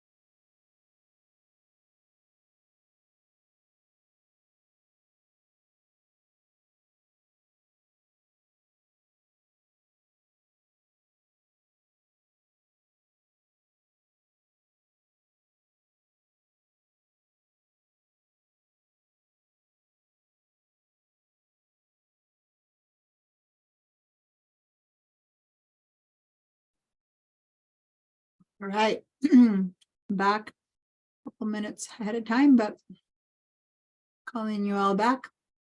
I managed to almost finish a whole lozenge, so my voice should be back. I'm still kind of working on it, but I'm gonna do my best not to crunch it so I can do its job. All right. It's hard not to slurp. Working on a lozenge, but I'll do my best. I couldn't hear the Mhm. slurp. Okay, so. I'm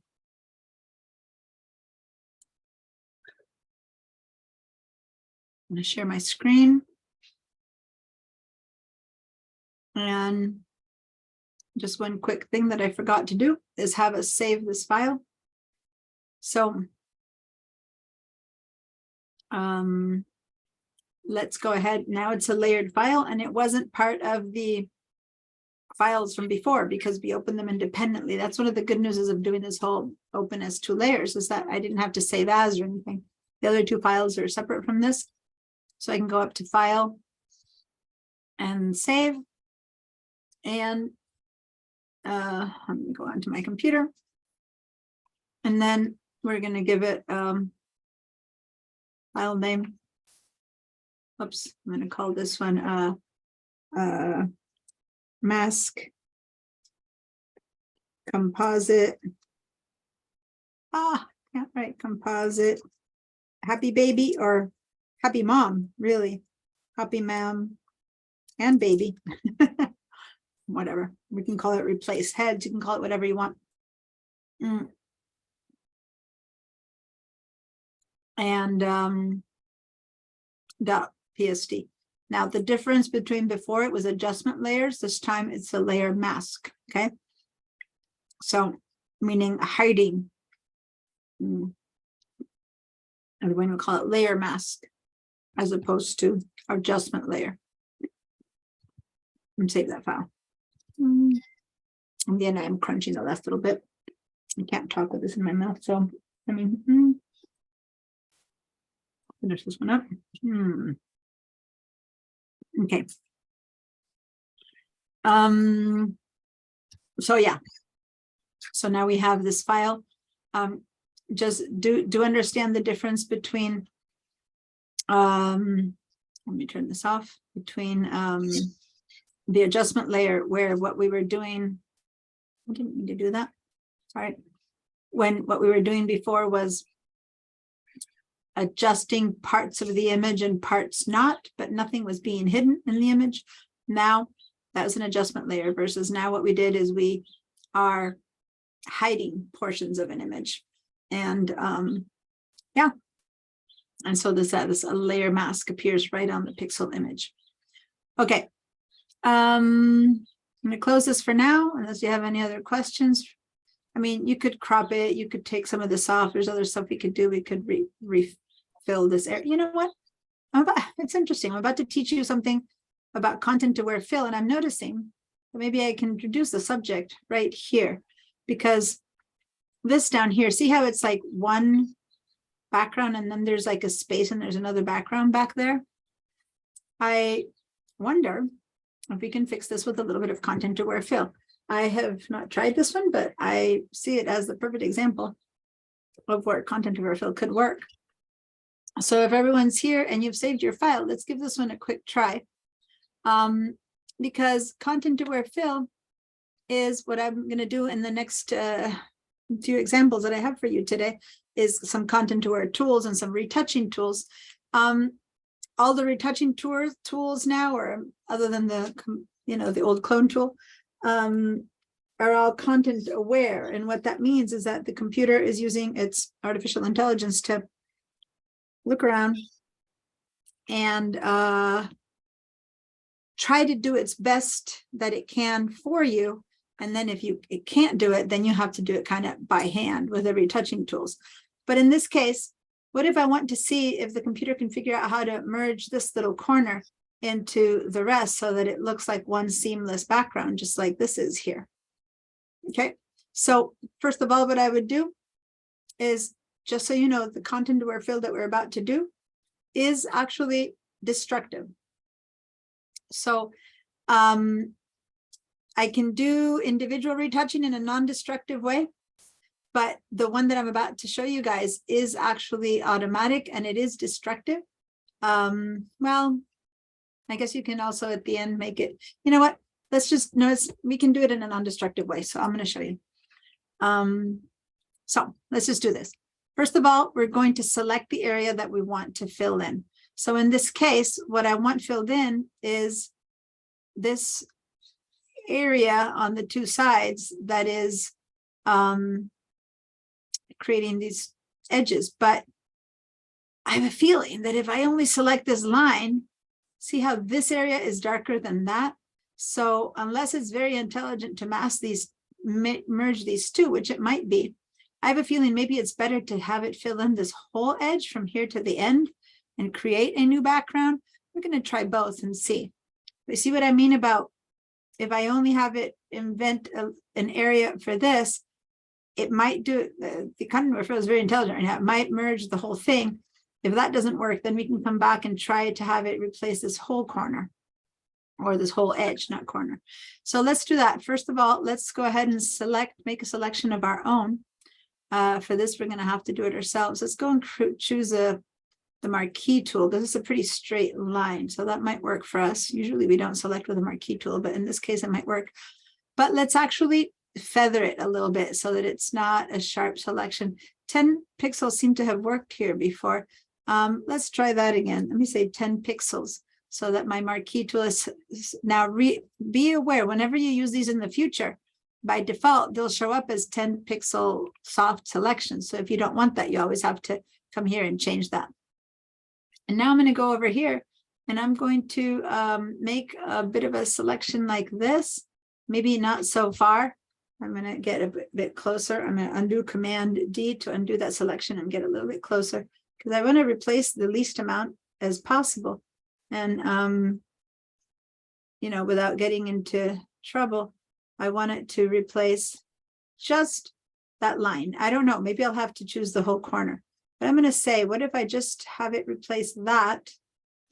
And then down here, there's a little bit of a line. So I'm going to add that, which is by holding the Shift key, I can add a little bit.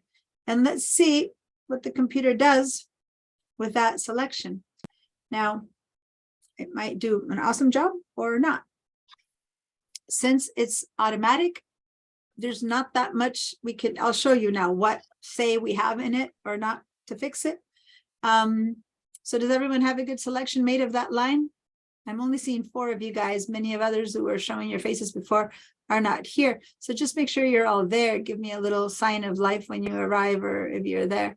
But anyway, let's head up here to, once you have your selection made, let's head up here to edit. To the edit, and then we're going to choose content aware fill. So what this means is we're going to let the computer decide how to fill this up, being aware of its surroundings and having the computer make the choice of what it's going to put in there.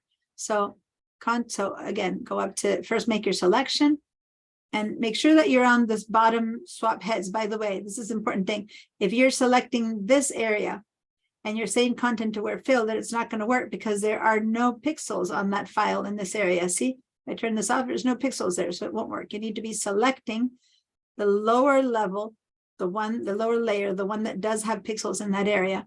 Then go up to to edit and say content aware fill. All right, so here's what we end up with.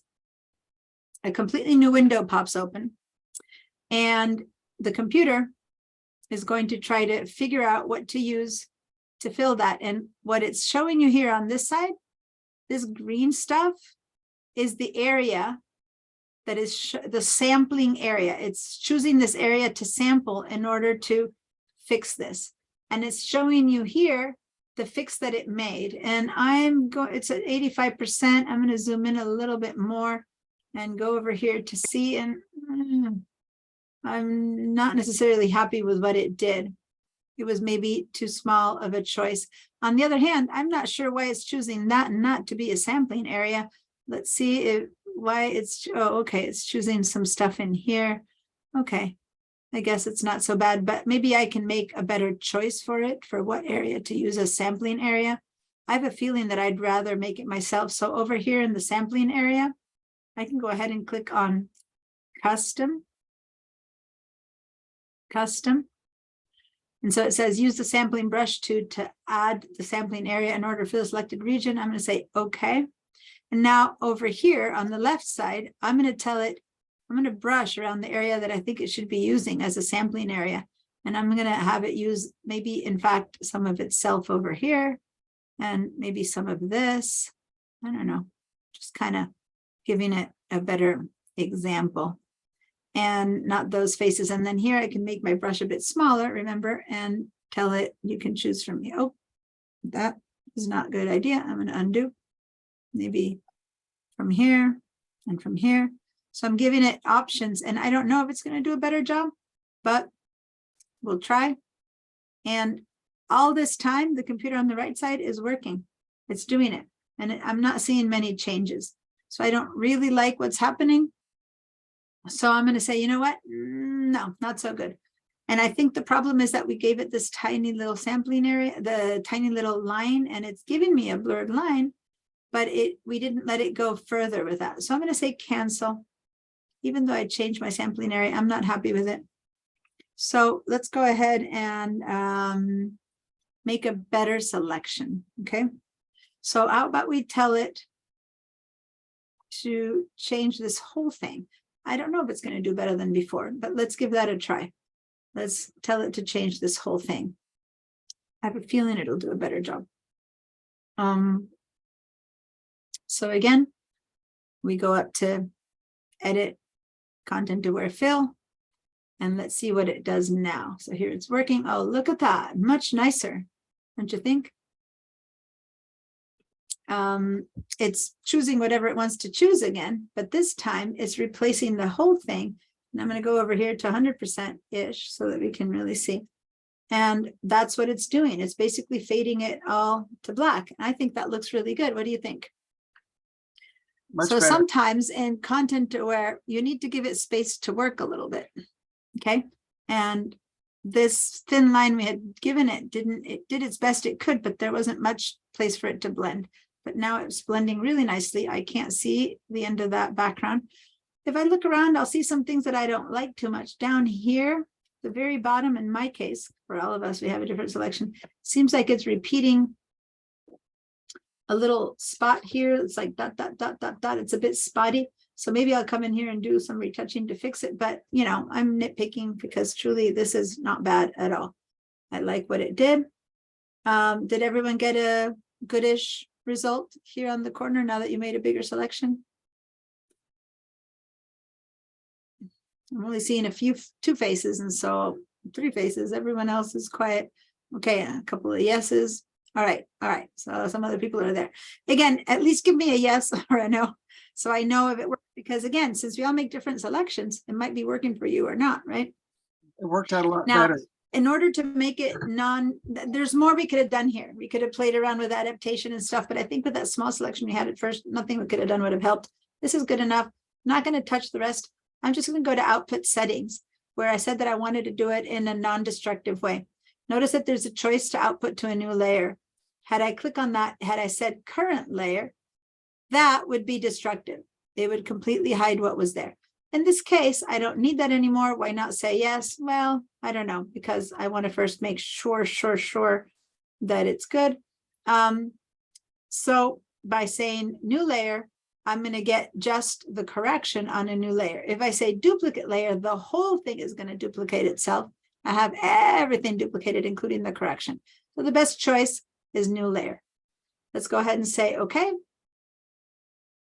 And then, as you can see, my selection, I don't need anymore. I do Command or Control D. And then here it is in the new layer. I have the correction that I can turn it on and off. So it's non-destructive. Does that make sense? It's just added. My old stuff is there. My new stuff is here. Now, why do I like this? Because if there is something that I really did not like, say that I didn't like how it did something or another, I might still be able to do what we did up there, give it a little layer mask, right? And I do like what it did, but say I didn't, then I can say, well, I like most of it, but I don't like this. And so then I would delete this portion of it, right? In a non-destructive way. It so happens that I do like what it did, so I don't need to do that, but just as a thought as to why I wanted that security. I'm going to undo the layer mask because I don't need it. And, oops, sorry. I hate that. Sorry, my shortcuts get confusing when I'm on a PC, on a Mac, because half the time I'm demoing things on a PC, and then it gets confusing to my fingers start having the automaticness that I have with my shortcuts becomes messed up when I spend too much time on a PC. All right, now when I look at it, although this is looking good, it's kind of not centered. You know what I mean? So I have two choices here. Now that I've fixed this, before it didn't look so bad because I had that line there, but now that I've fixed this, now the whole thing isn't looking centered. I can leave it like that and be happy, but if I put it on a wall, I will probably feel that. Don't you think I'll feel that?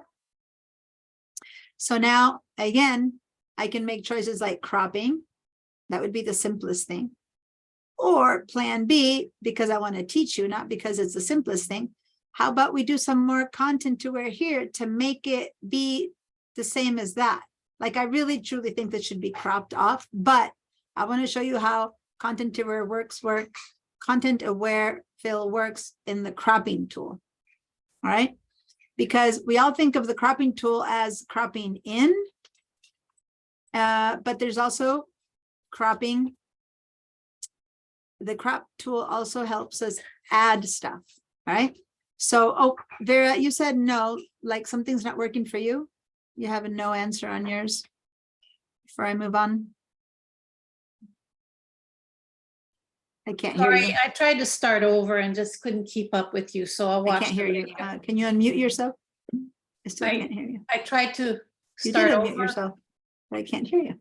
Oh, weird. Oh, it's right there. Mhm. Can someone else speak to make sure it's just not Vera? Is someone else? I'm speaking. Can you hear Oh. me? I can't hear you either, Matthew. It looks like it's my problem. You guys can hear each other? Yes. Ah, it is me. Oh. Oh me, oh my. Because when I can't hear people, usually the only thing I can do is actually, I was fiddling around, plugging some things in and out, and I must have unplugged something important. It's not good. Let me unplug. Okay, can you speak again? I tried to unmute. Let me see. Nope. Can you hear now? Okay, try one more time. Okay, I tried to start over.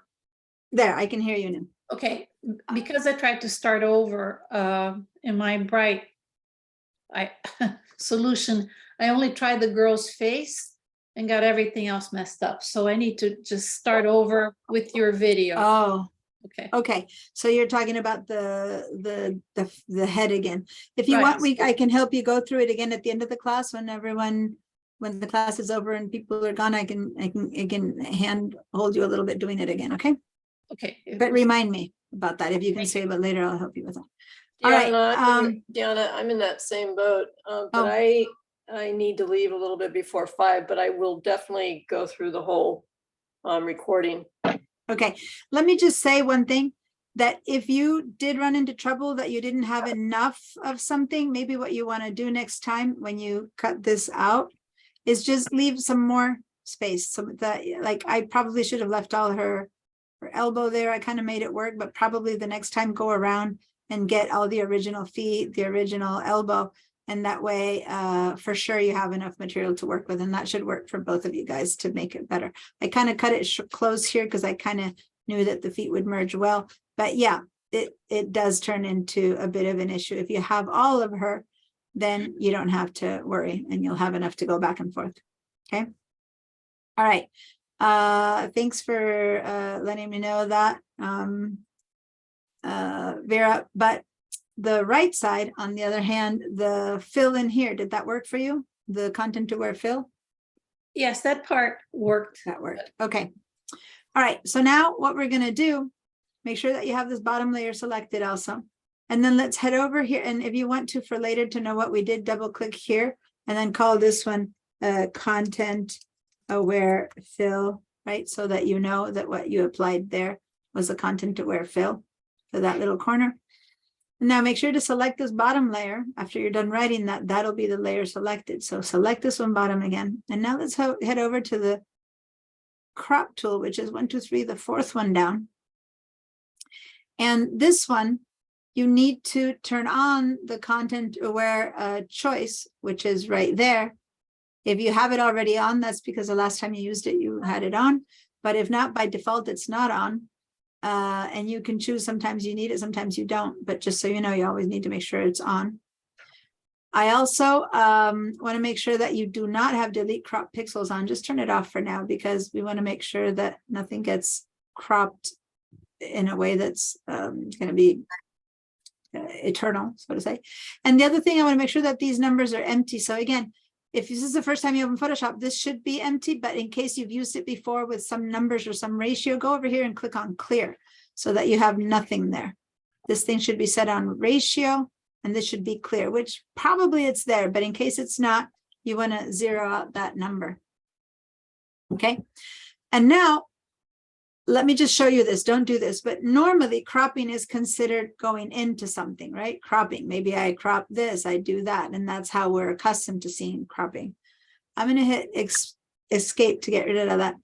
The cropping tool here also works to expand. If you need a bit more sky, a bit more feet, a bit more ceiling. Now imagine that if I tried to have the computer invent feet here, it's not going to do a very good job, right? But it could probably do a good job of inventing any background. So in this case, I'm going to go ahead and click over here and pull out a little bit and make sure I leave about as much space here as I had here, which is going to be, I don't know, I'm going to eyeball it about yay, that much, maybe a little bit more. Maybe I can come in a tad over here to even it out. I don't know. But I don't want to get rid of all of our correction because I want to leave that as a learning thing. And here I've added, so this is making the photo bigger. Of course, if you have a specific ratio of format painting that you frame that you want to use to hang in a certain space, then it would matter knowing exactly what that number is. But right now we're just talking about learning about content aware fill. So we can eyeball it. Maybe we can take a tad off of the top, you know, whatever we think centers the image better. But this is going to have to be invented, and it's going to work because we turned on the content aware fill. So when we're ready to go, if we hit the check mark up here, it's going to read and think and process and do the work. And boom, when it's done, there it's added some stuff. Now let's go and check it out and see if we like it. I actually added a bit too much, or maybe I took too much off the left. I'm going to go over here. First of all, 100% is all we need. We need to like it at 100%. If it's good enough 100%, we're fine. I look at it and I'm not too happy with it at 100%. I don't know about you guys.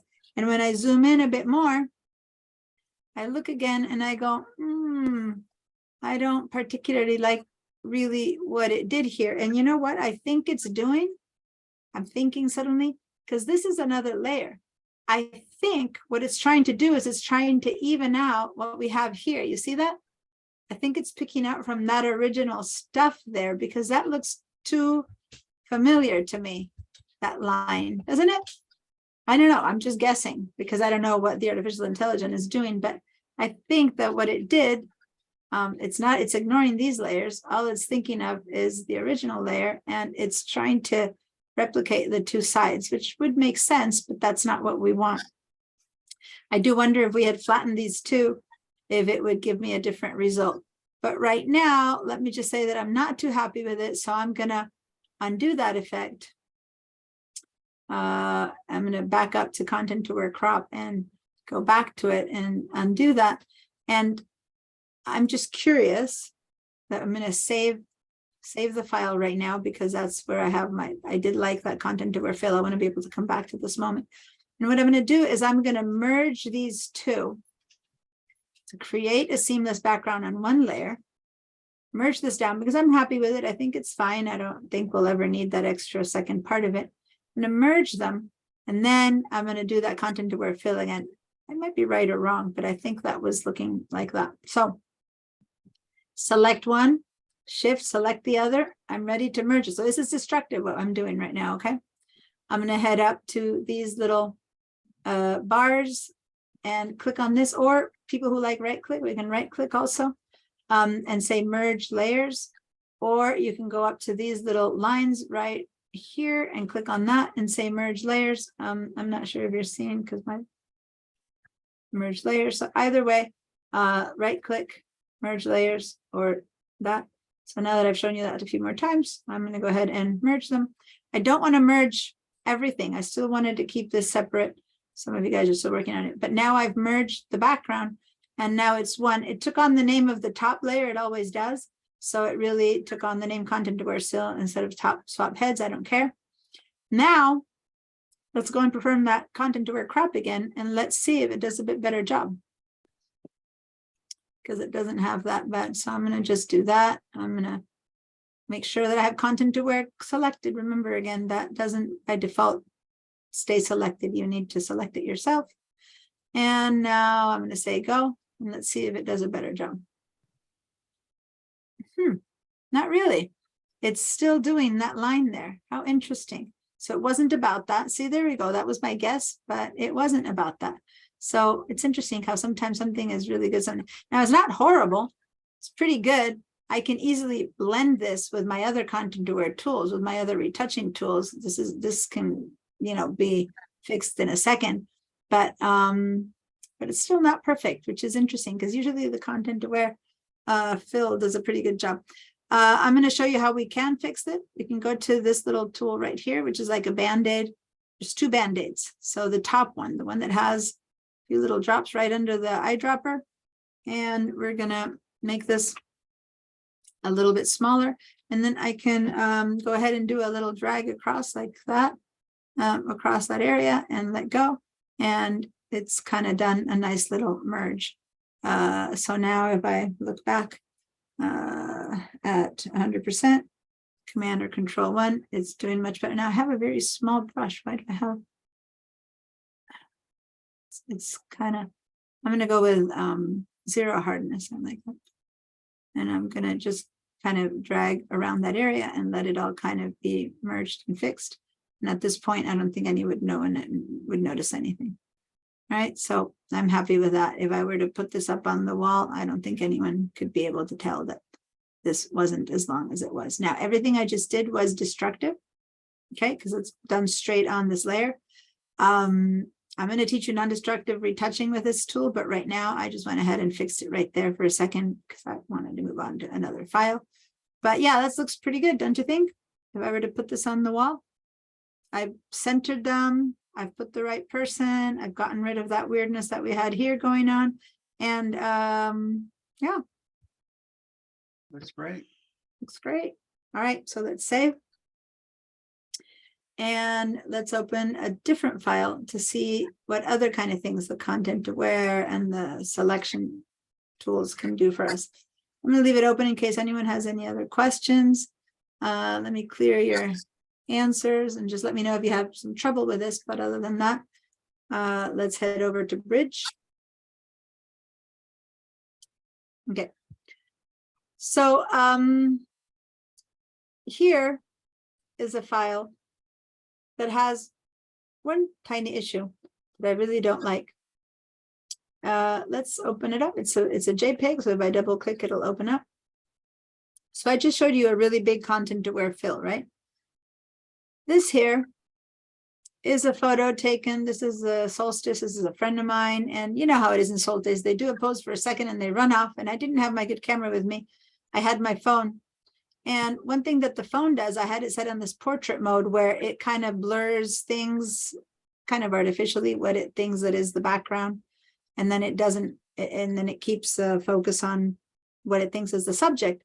And in this case, given the speed and the moment and it didn't do too bad of a job, but I sent it to her. But there's a couple of things that are a bit fake that bother me, but in particular, what bothers me, if you zoom in a little bit, is that there's this person in the back and most of this person is blurred out, but see how sharp the tip of her nose and her mouth is. It's kind of a little bit of a strange thing happening there. And then we have the feathers, which in reality could look like her head feathers. I don't care too much about what's there. I just don't like this thing where it half blurred this face and it didn't blur this tip, right? Also, if you notice over here, there's some weird little thing happening. And this is typical of a really quick photo, the portrait mode, the iPhone. You know, ideally you use a regular and then you blur it yourself if you want. But now I'm stuck with, this is the photo I have. See how there's a few little weirdnesses here on the edges. And then suddenly everything in the background is blurred, but in between her arms, you see that little bit is not blurred. You see that someone there is wearing jeans, whereas in this part is blurred. So it's this, it's just that little arm thing and this little thing here that I want to change. I want to see if Content Aware can help me. I have changed things like this in the past with other tools, but now I'm going to be testing some of the Content Aware automatic tools, which in the end is what this camera did. The iPhone did that. So let's go to 100% because really that's where we want to be. I'm going to go one more just so you see it better, but we always need to make sure that you're, well, you can zoom in too, but at least you want to be seeing it, not overcorrecting, right? This is good enough. And so now I'm going to grab my lasso tool. And remember, I have it at 10 pixels, which I think is going to be way too much because I don't want a very blurry selection here because her hair is there. So actually, I'm going to take that away, maybe even 5, maybe just 2 pixels, just to be slightly blurry. I don't know. And then I'm going to go ahead and do my best to select this area of her nose and like that. And let's give this a try and see if what Content Aware Fill is going to do with that. See if it puts a little bit of the, because I don't want it to give me a good face. I want to have it look blurry like the background. Like I want it to replace with stuff that isn't face because I really can't tell there's a person there anyway. Let's see. So image, file, sorry, edit, Content Aware Fill. And here it's telling me what it's sampling from. And it's choosing this little area that's around it. And it's also choosing somehow, for some reason, a bit of her face. And then when I look over here, I'm like, yeah, I'm looking at it at 295%. So let's go back to 100%. And yeah, if I didn't know what was there, that's not too bad. But I kind of, now that I do know what's there, I kind of don't like that there is not included. So maybe I need to go out and first include a bit more of this forehead. Maybe I should do Deanna, that. Can I? No. Hi, this is Krista. Sorry, where did you get to this part? I'm sorry, I lassoed the section, but then I don't know where. Yeah, how that's you got fine. to the next But you know what? I'm going to say everyone say cancel, not just because of Krista. I'm going to do it again because I want to include a bit more of this forehead, right? So say cancel to where we were. Come back here. You don't need to do your selection again. You can just hold the shift down and then add a little bit more. I'm going to add this forehead color too, so that let's see if it manages to blend all the way in. And it was a little bit sharp, in fact, my selection. So maybe actually I'm going to say Command D, maybe make this be 5 pixels, maybe make it a little bit smoother so I don't have such a line. And then I'm going to make a selection again of this area with 5 pixels and see how that goes. Now, the thing too is I don't want to go too far because I don't want it to replace too much stuff that's good, but I'm going to try to keep as near as I can to her hair. But other than that, I can click shift and add a little bit more of what's out there. Or if I did too much and I didn't mean it, I can hold down the option key and take a little bit out, right? Like circle and take out some of the stuff that I don't want changed or add the stuff that I want. To see what I mean? You can just add or take away from the selection. So again, if I want to add some more, I hold the shift key and I make a new circle and it adds a little bit to it. See, it adds a little burge. And I go, no, I don't want that. I hold down my option or alt key and I make a little circle around that I don't want. And then that takes away that bit. Does that make sense? Now I'm gonna add a little bit here because I don't want my new area to have a nose shape either. I'm gonna make it be a bit more circle.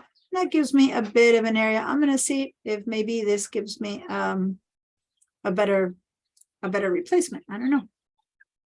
So once you're done making a better selection of what you want replaced, let's go up here. And this, Krista, is what you need. Let's go up to the word edit, content aware fill. Edit, content aware fill. And I guess you only see a piece of the menu here because it's on a Mac, but in your case, did you find it? Yes, thank you. Okay. And now let's say edit content aware fill. And now I look at it and, ooh, that's great. I actually like it now. Again, my selection is different than yours. So you might have loved the first one and not like this one. Does that make sense? You kind of have to go back and forth and testing it because I'm much happier with this one now. I do see that I left because of the fuzz, the 5 pixel. I did leave a little bit around her, but it doesn't look at all like a face anymore. And that could be anything that's happening in the background. I could hide more of it or not, but it doesn't bug me at all now. Does that make sense? Doesn't look like she has a face poking out of her head. That's all I was trying to hide. Now, there's a few more things you guys can take to placate or to change the solution here. You can have it adapt more to color or adapt more to shape. I'm happy with what I have, but let me just show you that I go to color adaptation. And if I want to see something that works, maybe adapts to the color better. The original color was kind of pinkish, skinnish, and it's changed into some more of the background. I'm going to shift from default to very high, and it's going to rethink it. And now it's trying to make it a little bit more bluish, like what was there.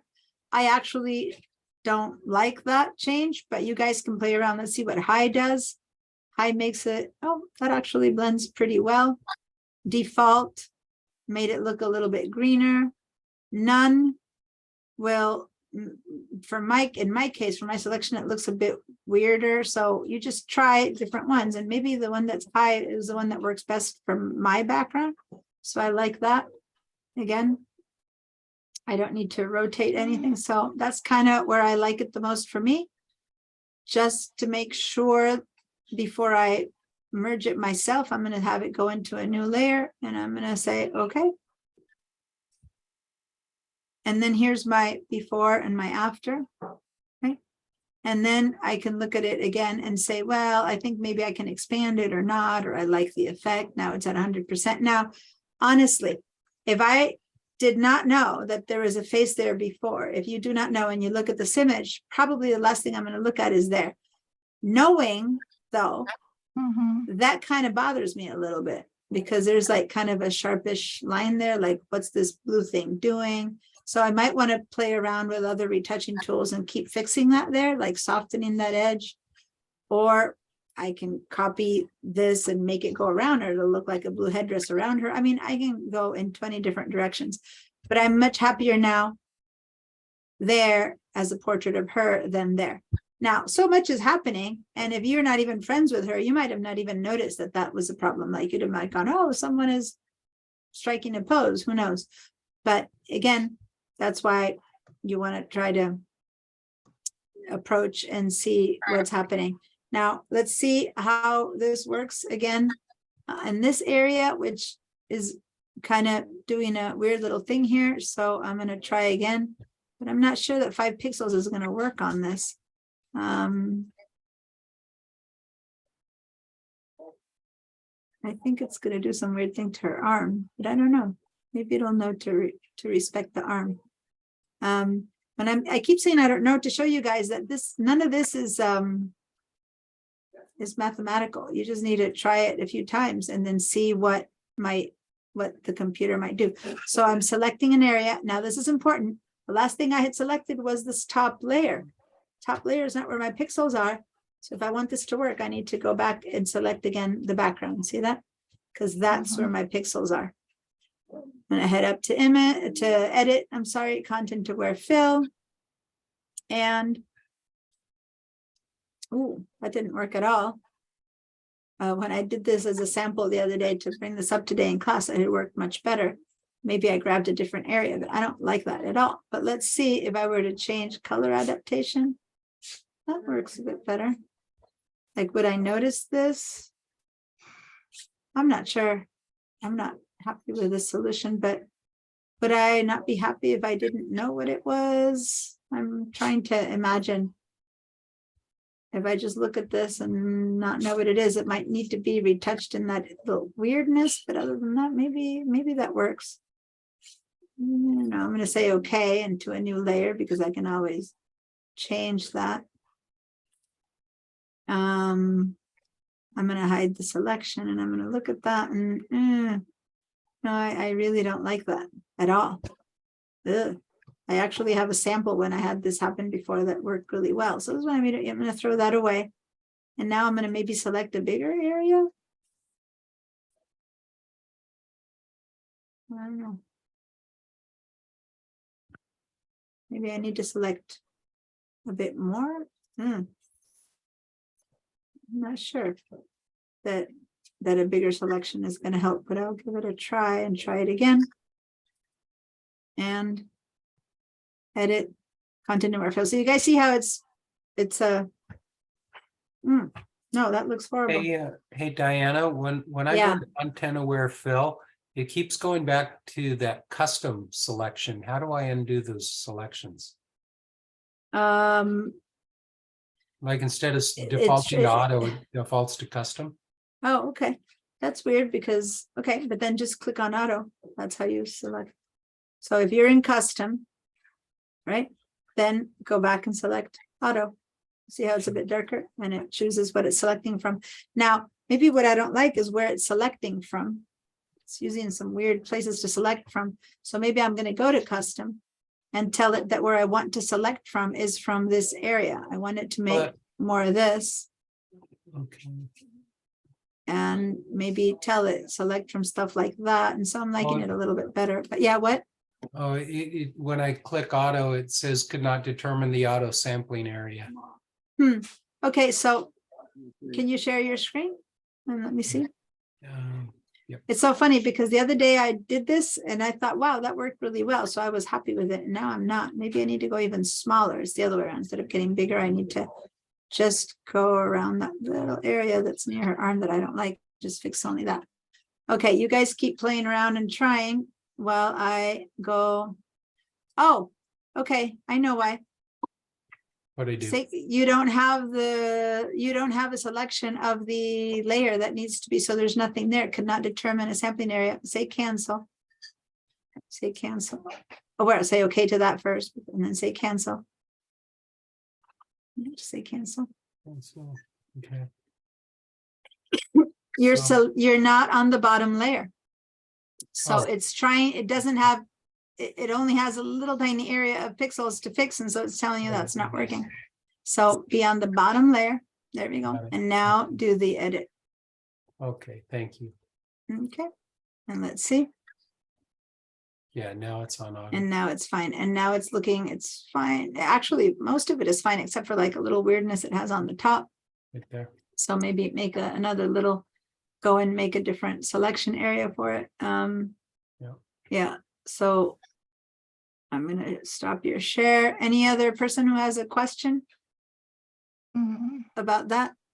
Again, the content aware fill sometimes is really used for bigger areas and stuff like that. But sometimes it can do magic. Sometimes it can't. Now, just so you know, there's some tools out there now in artificial intelligence that are doing amazing things with that are doing some truly amazing things that are not tools that Photoshop has, that you can just tell it, put this person in a crowd of party goers, and it just invents the party goers, it invents everything.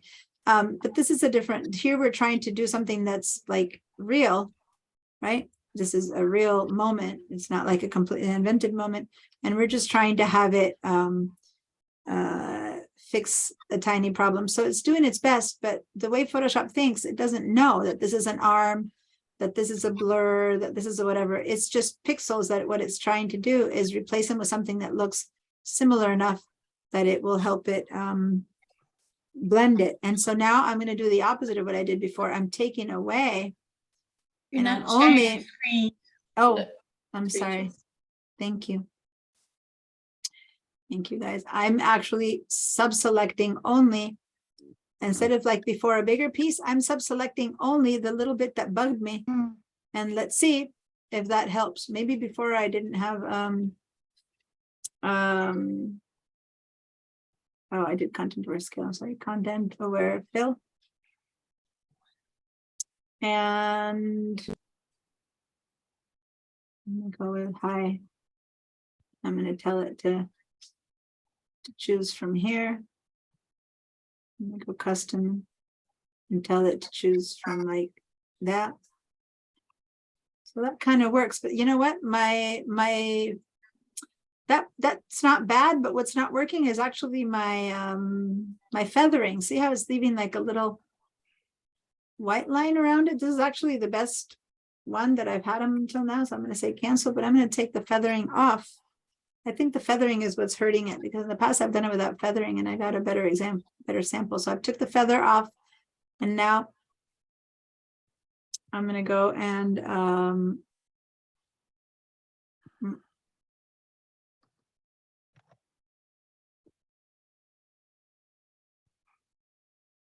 there we go. With no feathering, I'm going to select just that little bit, and I liked that most of all. So instead of like before, actually a much more targeted selection. I think that's what's been the best solution. All right. As I've said many times, all of this depends on, so I'm going to go custom and tell it to choose these colors to replace that with. So I'm selecting around here. Oh, no, now it's giving me a really sharp.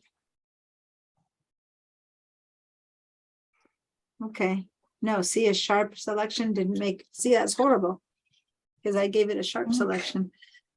I don't know, need to keep playing around.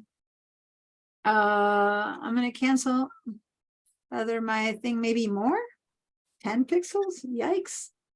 I don't know. I think that at this point, I'm showing you that it does take a lot of testing. And other than that, I want to move on to something else I want to show you. But this is my last attempt with 10 pixels. I don't know. Last try. Content aware scale. Oh, not content aware scale. Sorry. Content aware fill. Sorry. Last chance. Mhm. Not bad. But aha, look at that. That's actually working really well. It's hiding, you know why I like what it's doing, because it's going a little bit into her arm, but I can fix that in making a little mask of it. Finally, see what's happening? I'm going to go up closer. I can't see it at all. I can't see the stuff that I had there before. It's gone completely, but her arm's going a tad blue, like just a tad. But I told it where to select the colors from, and so it's going straight from there, but it's turning a little bit blue. But what I'm going to do, it's like it's fuzzing the edge of the hand a little bit, but what I'm going to do is I'm going to go and say okay to this one. Finally, I got one that I like. I'm going to say okay, and then look at that. So this is where we were before and after. So this time it's really, really nicely merged. But what I can do is I can put a little mask on this. Okay, layer mask like we did before.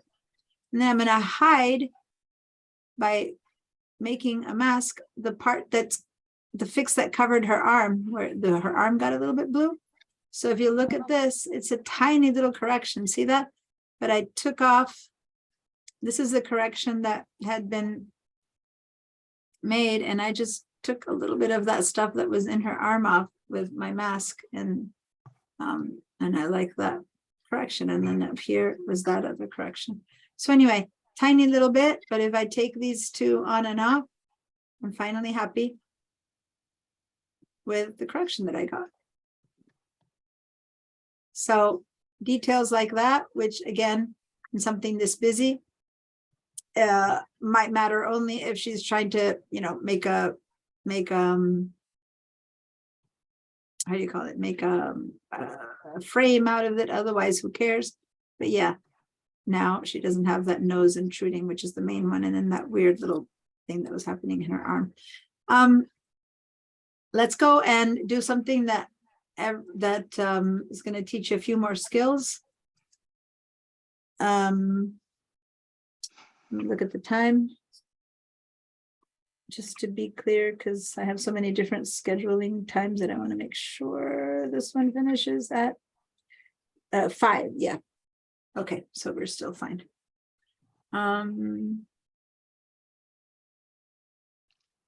Remember, we started as a JPEG. So if you guys are so happy that you know that this is a perfect solution, you'll never want a better choice, then you can flatten all the image by saving it again. But I never recommend that, because especially these kind of tools, they get better and better and better. And suddenly next time you'll go, oh, I have the perfect tool for that didn't exist in 2022. Now in 2024, they made the perfect, tool. And so you come back and you select it again and you go, phew, now it looks perfect, right? So I'm not going to make any other change here. There's so much more. Like if I really wanted this as a portrait, I would probably take this little bit away. I might, I definitely would fix that little bit in there. I would just fix other stuff, make her just stand out. Right now, let's go to Bridge, and from that same exact day, right above, I have something that says mask_blur. And this is an HEIC. I was told that now PCs can open that. So is that going to be something you can see? I'm going to go to my Bridge here and test it out in Google Drive, shared drives, Photoshop class, just to see if the PC people can see the HEICs. And Peggy, you're a PC person, and you were nodding yes, so you can see it. Because before, like when I brought in an HEIC when we were doing Photoshop 2021, it wasn't working. But now it looks like it is working. So they have I fixed don't that. see that photo, DNS. I'm just, Yeah, so Krista, let me see. This is why I'm thinking, I'm wondering if it is or not fixed in the school version. What's the name of it? there's a mask and blur next to that liquify, if that's what it's supposed to be. Yep, that's it. Okay, the image isn't Yeah. coming up, but okay. Thank But let's see if you open it. This does matter. Let's see if you open it and it works. Otherwise, I might have to change it and send it to you, put it up in a different way. When you open it, let's see if it can be handled. Because I don't know if the No. school is able to do it. Can you do it, Krista? It and not- says that additional non-Adobe software is needed to open the .HEIC files. Okay, and for you too, Oh. Peggy? Yeah. Okay, so then that's not going to work, which is a pity. I don't know that I have enough time to, maybe I'll save it. Who else does this not work for? Because I can email the file to you really quickly. So give me a no if this file did not open. I'm going to do a save as, and I'm going to send you guys a JPEG version. But who else needs it? Okay, Linda, because you're also on VDI. Okay, so give me a second. I'm going to stop my share and send you guys this version. Okay. And I'm going to save it as I guess I'll just save it as a Photoshop document, since that's what it's going to be for.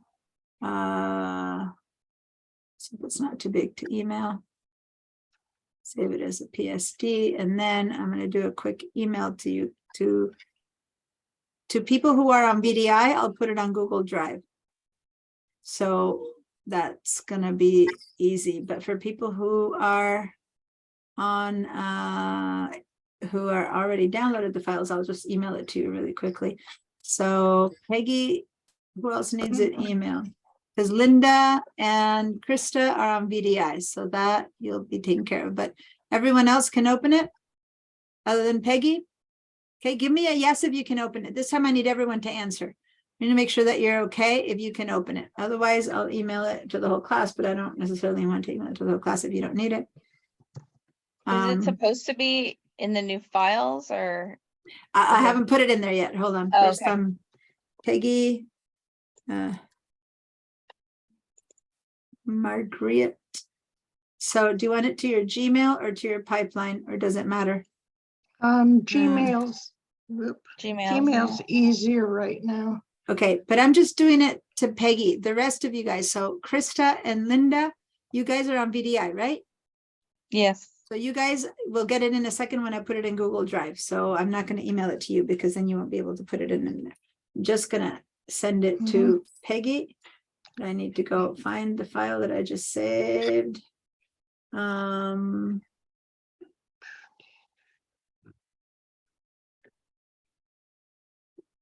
Where did I save it to? I'm sorry, I didn't focus on where I saved it to, so that's not good.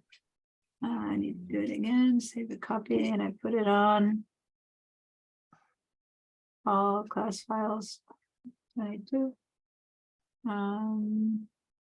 Oh, it's in the downloads folder. Okay. A second.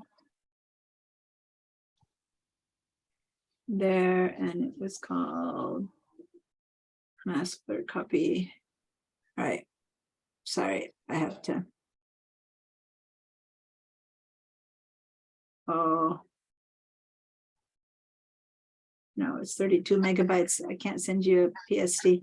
Let me save it as instead a JPEG. It turned out too big.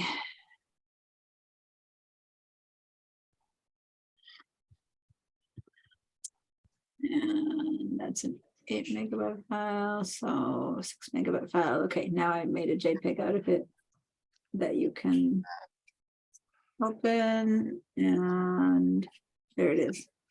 So file.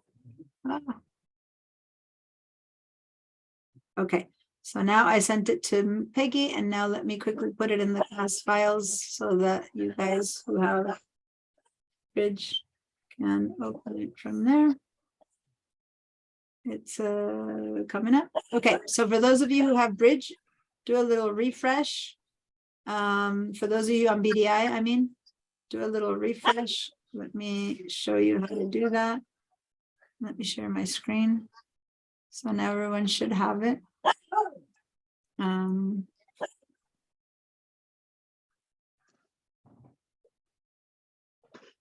Bridge, Photoshop. Okay. So so if you're in There we are. okay, Krista and Linda, if you're in Photoshop and it didn't appear automatically for you, then just back out for a minute, like go away and then click again, and then it'll show up. But I'm not showing it to you on VDI. So when I first change something in VDI, it doesn't like automatically appear. You need to refresh. So just like back out, go out into Photoshop shared drives, and then open again that folder, and then you should be seeing by now the file. I don't think I downloaded the Photoshop. It's showing up now. Thank you. It's showing up for you. Okay. Yes. Not for me, but as long as it's Oh. showing up for you, that's what matters. Do you have it, Linda?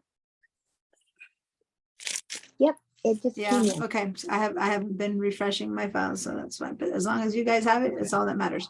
Okay, so I'm going to go back to this. So now everyone had, did you get it, Peggy? Okay, good. Now everyone has this file. All right. Now this is an example. Same place, same solstice parade. How many of you look at this file and can really focus on the costume? I'm gonna make this a little bit bigger. One of the, now this is the opposite. I don't really like that fake effect that the iPhone does, okay? which was the problem with the other file with this one, where it kind of fake blurs stuff, but then it'll do that weird stuff that we saw there. When you have time and it's the right item and whatever, it works well. But in this one, I took that effect off. Now, the problem without that effect on is that this is a really busy background. Sometimes it helps to have a whole festive background and whatever, but in this case, if I really wanted to focus on the costume itself, it would be better if I could, sorry, my dog is barking.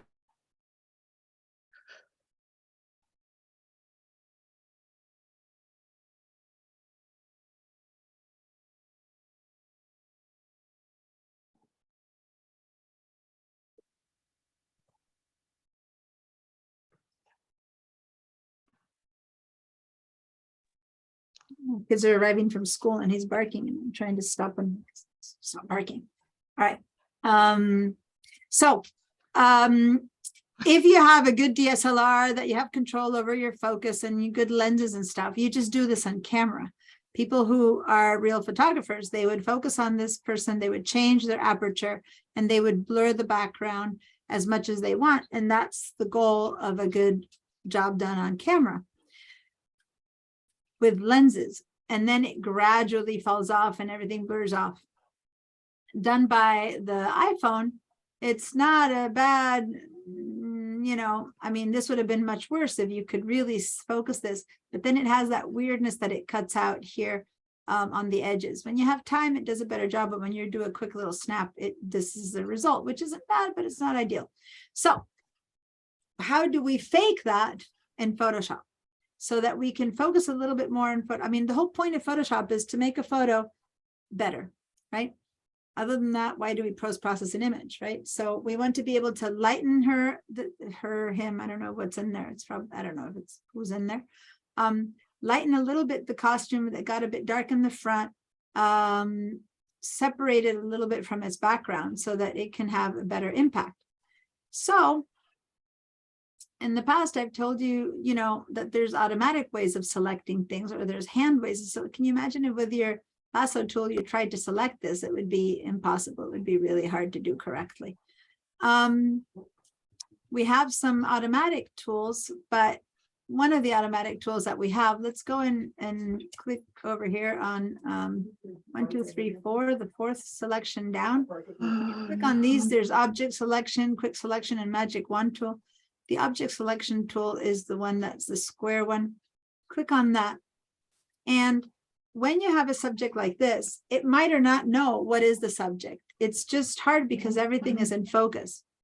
So in this tool, there's a couple of different ways to use it, but notice that with this tool, if I move my mouse around, it's figuring out certain parts of this, but it is not easily figuring it out.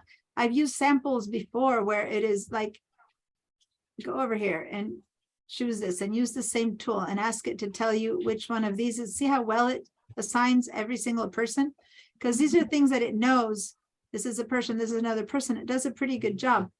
And even if I go into this one, it would probably be able to do a good job. It has to analyze it first. But in this case, is there another way to get to that tool? Because I'm not showing up that tool on my toolbar. so here on the left, when you click and hold, maybe you have the quick selection tool and you have to click and hold and get to the object selection tool. So where it's under the quick selection tool? No, well, sometimes the default one is this one. So 1, 2, 3, 4, whatever that is that you see there, click and hold, and it's 3 possible choices. So you might be seeing this one or that one. And if you don't see any of them, maybe you're not in the right workspace. Do you want to share your screen?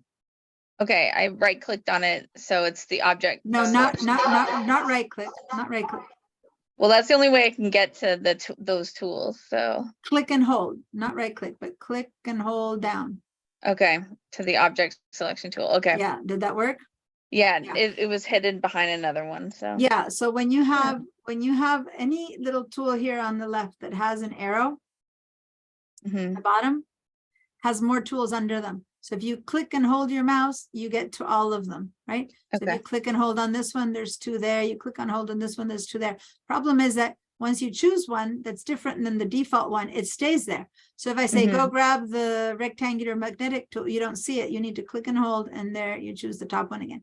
You click and hold, and there you see it on. So in this case, Thank if you you. click and hold, one of them is that. So the object selection tool, it might not work as well on VDI because it takes some processing power.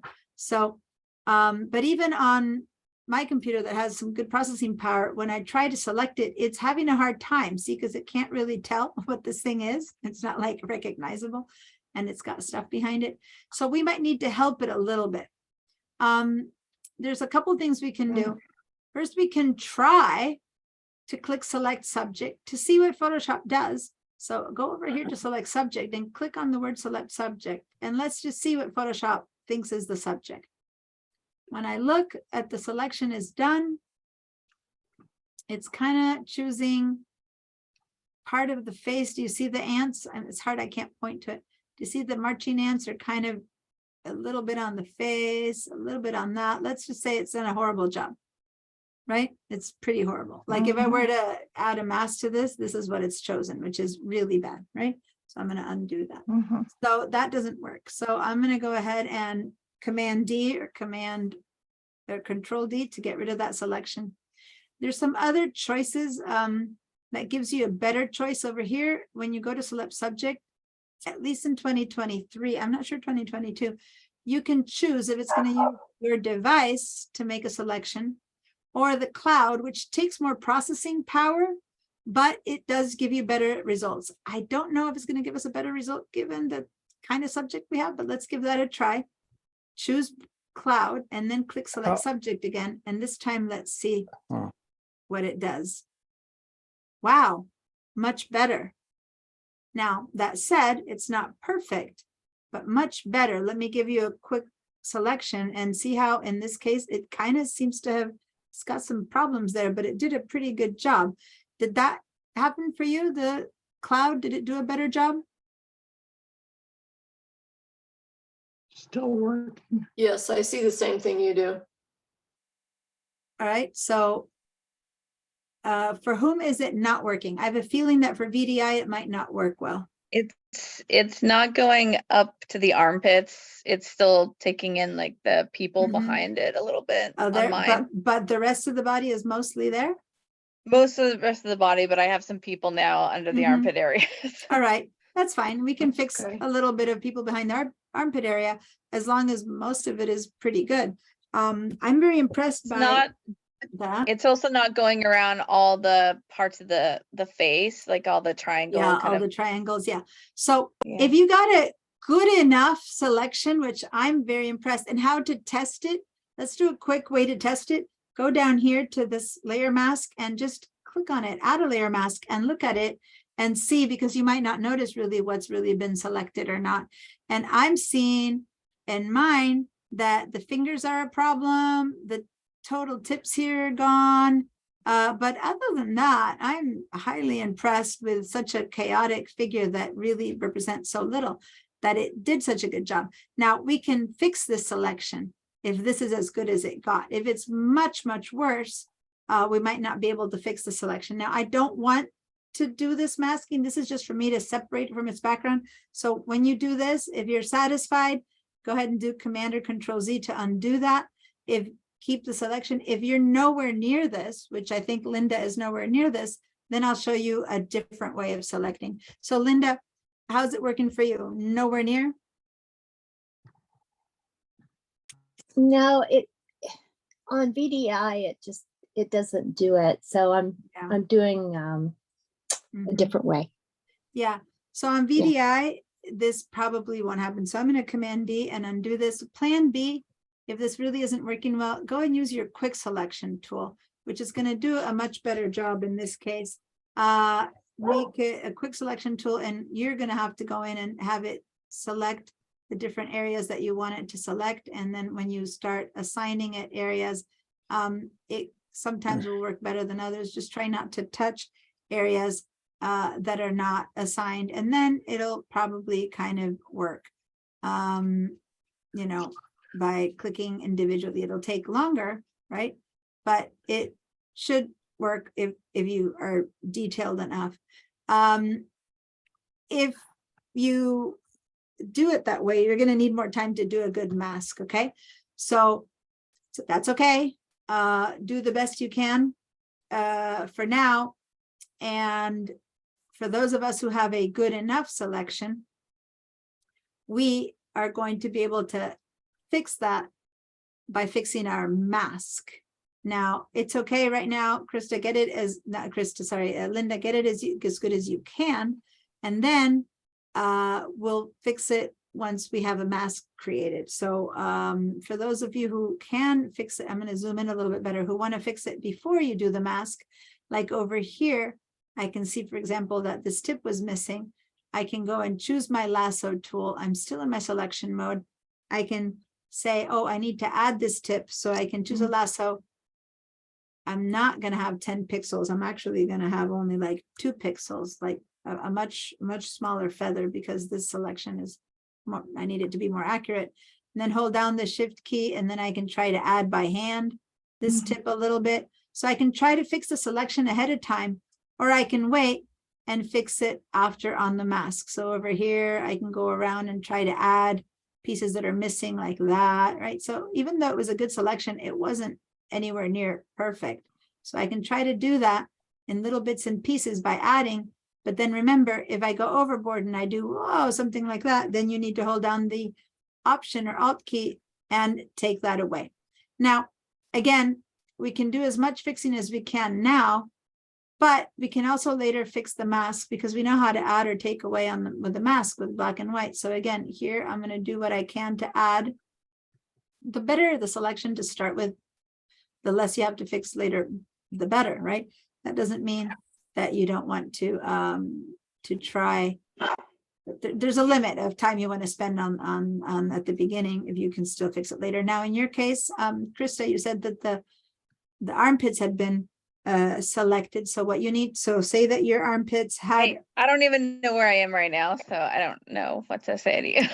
Sorry. Well, I've kind of like gone backwards and said Okay. undo, because nothing seemed to be working when I was Okay. selecting it. So I'll help you in a minute, but let me Okay. show you. You had said that your armpits had been not selected. So your example ended up a bit like that, right? Like you said, you had the people there, right? So if so, that means you need to add that little bit to your selection. So you would hold Shift and you would try to do like this and add that little bit of armpit to your, oops, in this case, I was holding the wrong thing. So let me just stop and have you share your screen so I can kind of help you catch up with everyone else with the plus and minuses of your lasso tool. Do your best to get your selection a little bit near where you want it. And then Krista, share your screen. And anyone else who is needing help with the selection, please share your screen.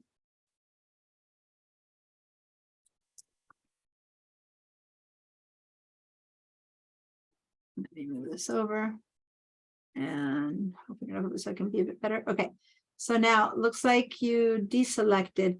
You said you had a goodish selection at the beginning. Why don't you go back in your history to the first? Oh, you're doing a quick selection. Oh, okay, so you never did an object selection. You're using the quick selection tool? no, I was trying to do the object selection, and then when I did the cloud, it didn't Yeah. come up with anything, or it just didn't Oh. really come up with a lot. And Well, so I but- tried to go back to the I- quick. Let's say, let's. I wait had the and- same result. I'll just chime in. I used the cloud. I used object selection, and it just gave Okay. me a really poor selection. I don't know Okay, why. all right, well, because this is, I was surprised that it gave me as good as it did. Let's wait and see, it's coming up. So here's a selection that you have, right? This is the Which- cloud. Yeah, so now, because go ahead and give it a quick mask so that we can really see what happened. And yeah, pretty bad, like it's missing all of Yeah. the tips, it's got all of these people underneath the arms, it's probably what you're saying. Also, was it you, Matt, who spoke, or who Yeah, else? You, yeah. Matt, yeah. So here's the thing, as much as for the face swap, I gave you guys a very easy example, right? We went for like perfect.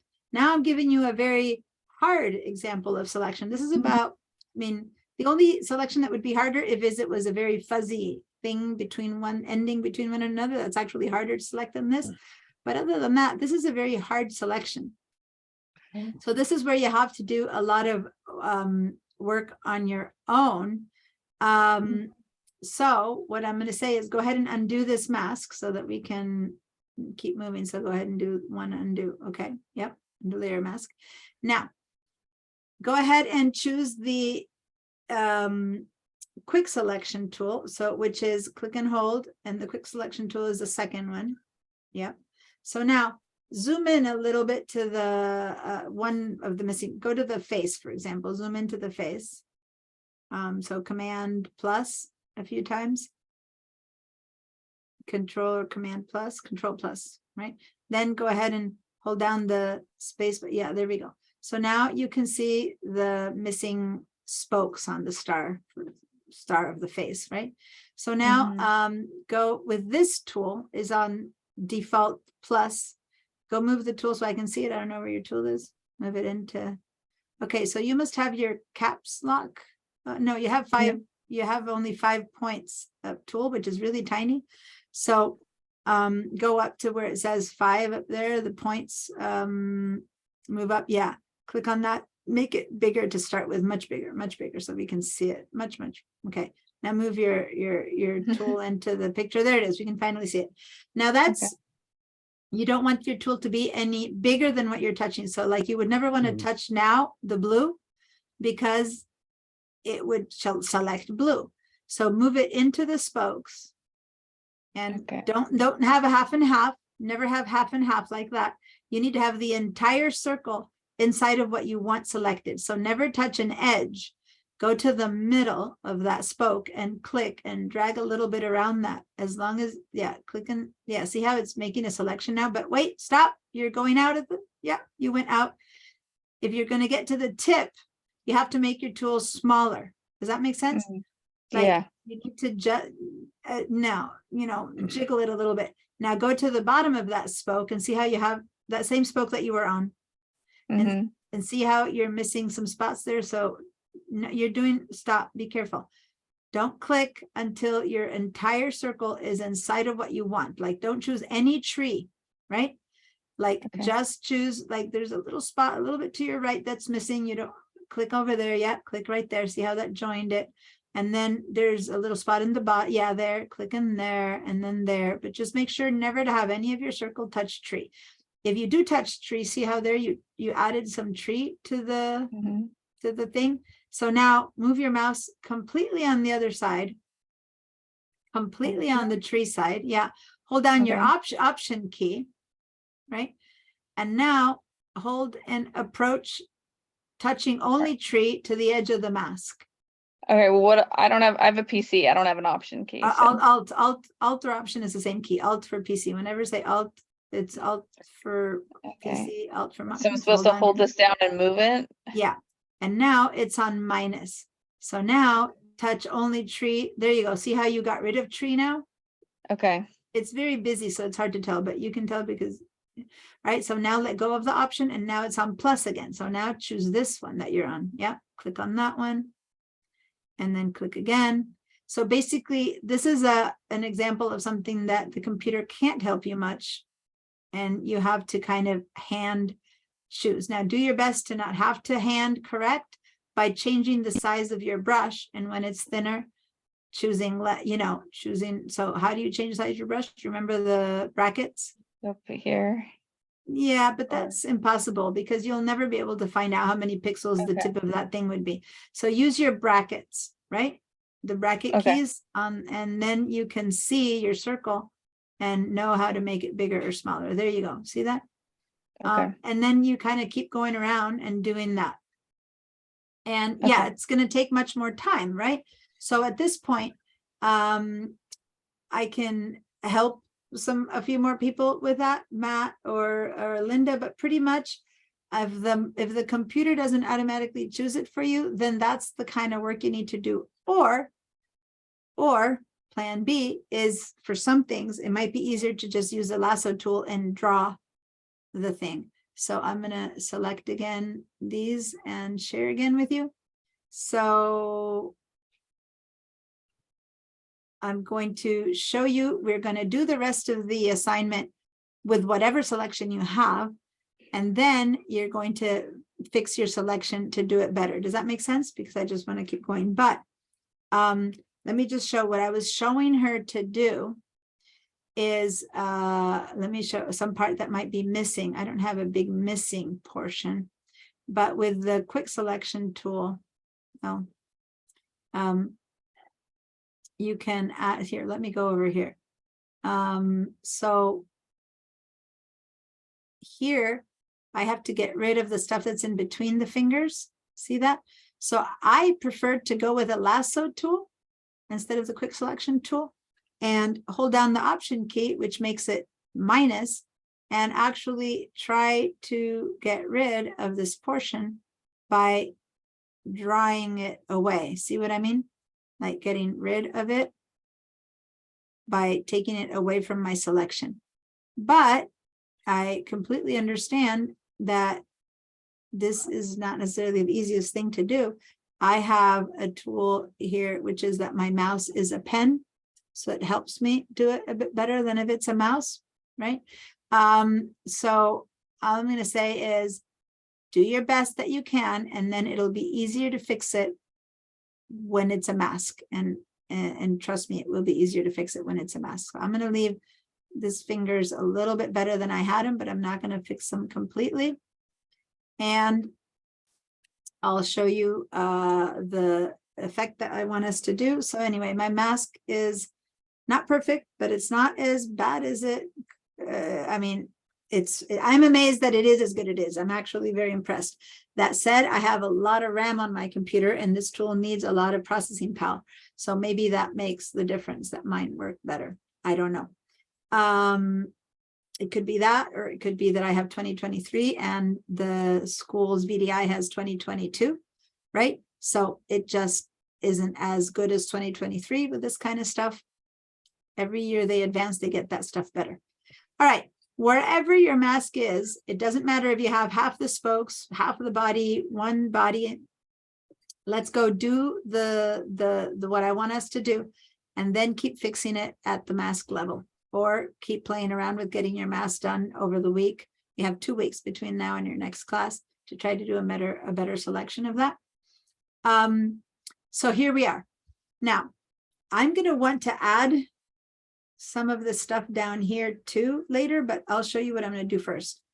I want to create a blur of everything that's in the background, and I want to have this stay sharp. But I don't want it to look too horribly fake. So I'm going to do it in a couple of different ways. First thing I'm going to do is I'm going to, in case I have to do this again, in case, I didn't work too hard for this mask. Some of you guys are working really hard for this mask. I don't want to lose the mask that I have. When you work really hard on a mask, one thing we can do is we can save the mask. So even if you need to work on it later, you can start from where you are instead of from 0 again. So we can go over here to, where is it that here, go up to select and say save selection, so that it can't get any worse than where we're at, right? So if you've put work on it, save the selection that you have at this point. It'll ask you, what do you want to call it? And just call it, I don't know, what's this, star, moon, what's this, moon, star? I don't know who this is. Subject mask, it's the mask of my subject. Let me call him star, moon, selection. I think it's supposed to be the sun. It's supposed to be the sun, that color? I don't know, it's supposed to be the sun. Okay, sun selection. Call it whatever you want. All we want to know is that you'll recognize it and then say, okay. Yeah. Right, so at least we don't have it gone. Then I'm going to have us make an inverse of the selection, because what I want to affect is the outsides. Okay, so if you remember, the shortcut was Shift Command or Shift Control I, or go up to select and choose inverse. But there you go. Now I have inversed my selection. Okay. Now, what I want to do is I want to blur the background, and there's so many different ways of doing that. One way of doing that is with a filter. Another way of doing that is with well, it's always a filter, but you can do it on the same layer. You can do it on a different layer. I want us to first copy.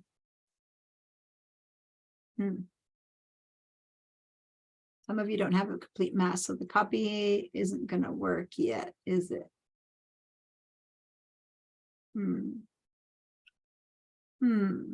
See, if you don't have a perfect selection yet or a complete selection yet, this is going to not work as well, but it's okay. Because of the time, I'm going to have us do it, and then you guys might need to reproduce it when you have a better selection. So let's go ahead and first let's do the other way around. Let's re-inverse the selection because I need the first selection again. So Command Option I. The first thing I want to do is make a copy of this bit. Okay, so the part that's supposed to stay sharp, which is this bit, we can do a Command or Control J.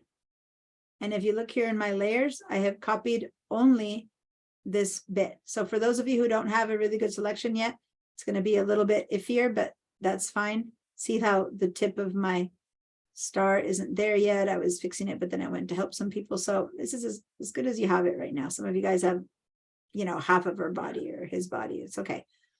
We'll do what we can for now. Then What was that command? I'm sorry. Command or Control J. It copies it and makes a duplicate at the same time. Otherwise, you could say copy, paste, but then this one puts it in exactly the right spot. Like you can't even tell if you turn this on and off that it's there. You would have to turn this one on and off that it's there because it copies it right in the same situation, the same spot. Okay. Now, let's turn this one off to make sure that we're done. Select your background again. And let's do a duplicate of the background. So make sure you have nothing selected. So Control or Command D. So you have nothing selected. Nothing selected. And let's copy your background. So Command or Control J.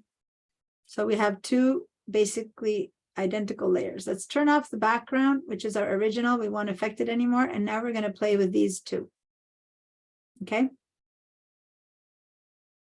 So this one, I'm going to call it blur. I'm going to blur this background. And this is my figure, whatever, my star, moon, sun. I don't know. Let's give it all the names. Okay. This one is going to be blurred. So I'm going to use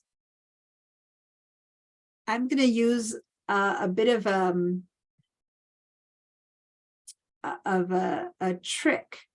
I'm going to use that same selection that I had before to pick it up. So this shape, right? I want to pick up the selection. I can either use it by loading the selection that we saved, or I can simply hold down my Command or Control key and clicking one time on this image. And you see how I pick up the selection again? Okay, let me show you that again. Command or Control, hold it down, and then click one time on the thumbnail of your cutout bit. And see how now it reselects itself? Did that work for you guys? Can you go through that again? Sorry, Yeah. Are you selecting that layer? What's that? Are you selecting the No, which layer? I am. Okay. First, hold down, in your case, the Control key. For Mac people, the Command key. First do that. And then I'm just going to do a single click on this cutout thumbnail. Just a single click. Boom. Single click. That's all. And that pulls up my selection again. How did you make that thumbnail again? Okay. So the thumbnail was made because I had a selection, right? I had a selection. This is before I had that. Let me get rid of that. I had a selection and I just did a Command or Control J. And that gave me a copy of just what was selected. Does that make sense? Who needed a hand with that? Gerard? Yeah, that was me. Sorry, I Yeah, was. no, I no, was that's unmuted. fine. But did Thank you you. see that now? Did that work now? Yep, it worked. Okay, that's the Command J. Now, I'm gonna pick up that selection again by holding down Command or Command and just clicking on the icon, and that gives me the selection again, just in case I had lost it, which since I made you guys make a copy, you had lost it. Hide this layer, the top layer. So make sure you have no eyeballs there, only eyeballs on this second one. It won't let me select it, so I don't know. All right, share your screen. I know, it's just one of those things where this is the hardest part when I'm trying to teach online, because I need to be looking Yeah. at your fingers. But it's okay. So, go ahead and hold down your control key. Okay. You're holding it down? Okay. Go to the little thumbnail of the cutout on layer 1. Cut it just to the thumbnail. Yeah, and click it one time. Just single click it. Short click, like a little tick click. Yeah, There it is. okay, See how you picked up the selection? There okay. you go. All right. So it's just a little, it's hard because people think, oh, big selection, long click. No, it's just a little tap, a little short click. And so even though I couldn't see your fingers, just seeing you do it gave me the way to help you. So it's just a quick tap. Okay. Thank you. You're welcome. If anyone else is in trouble like that, please speak up, because if not, Krista is doing great at speaking up and I'm able to help her. If you don't speak up and you can't do it, then I can't help you. So please speak up. All right. So here I have picked up my selection, and what I'm Diana? gonna, yeah, It's Lisa. I had to step out to talk to somebody. How did you get the blur? how did I get this thing? I just called it blur. So that's why it seems different. But all I did was I made a copy of this background. So select your background and say Command or Control J. That's it. Okay, It's got just it. for now. That's all it is. And then I changed the name, but I haven't blurred it yet. Oh, So, okay. Okay, that makes sense. Okay, thanks. okay. I called Right. it blur, but right now it's identical. This and this are identical. Okay. Got it. Deanna, my layer where I copied the puppet came out white and yours is black. Not white, but transparent. It should be, this is transparent. It's just that it's a very tiny grid, but it's the black and white checkered, the gray I and white have checkered the grid. reverse of that, I think. How do I change it back? Share your screen, because I need to see what you have before I can help you fix it. Hold on a second. Mhm.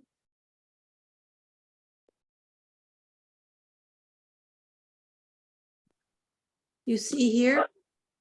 Hold on. I need to move it over. Okay, let's see. Oh yeah, you do have the reverse. Okay, but that's fine though, because you have your selection. Go ahead and do Command. Are you in a Mac or a PC? You're in a Mac. Mac. Hold down Command and click that top layer, the one that has the opposite of me. Go ahead and click on that.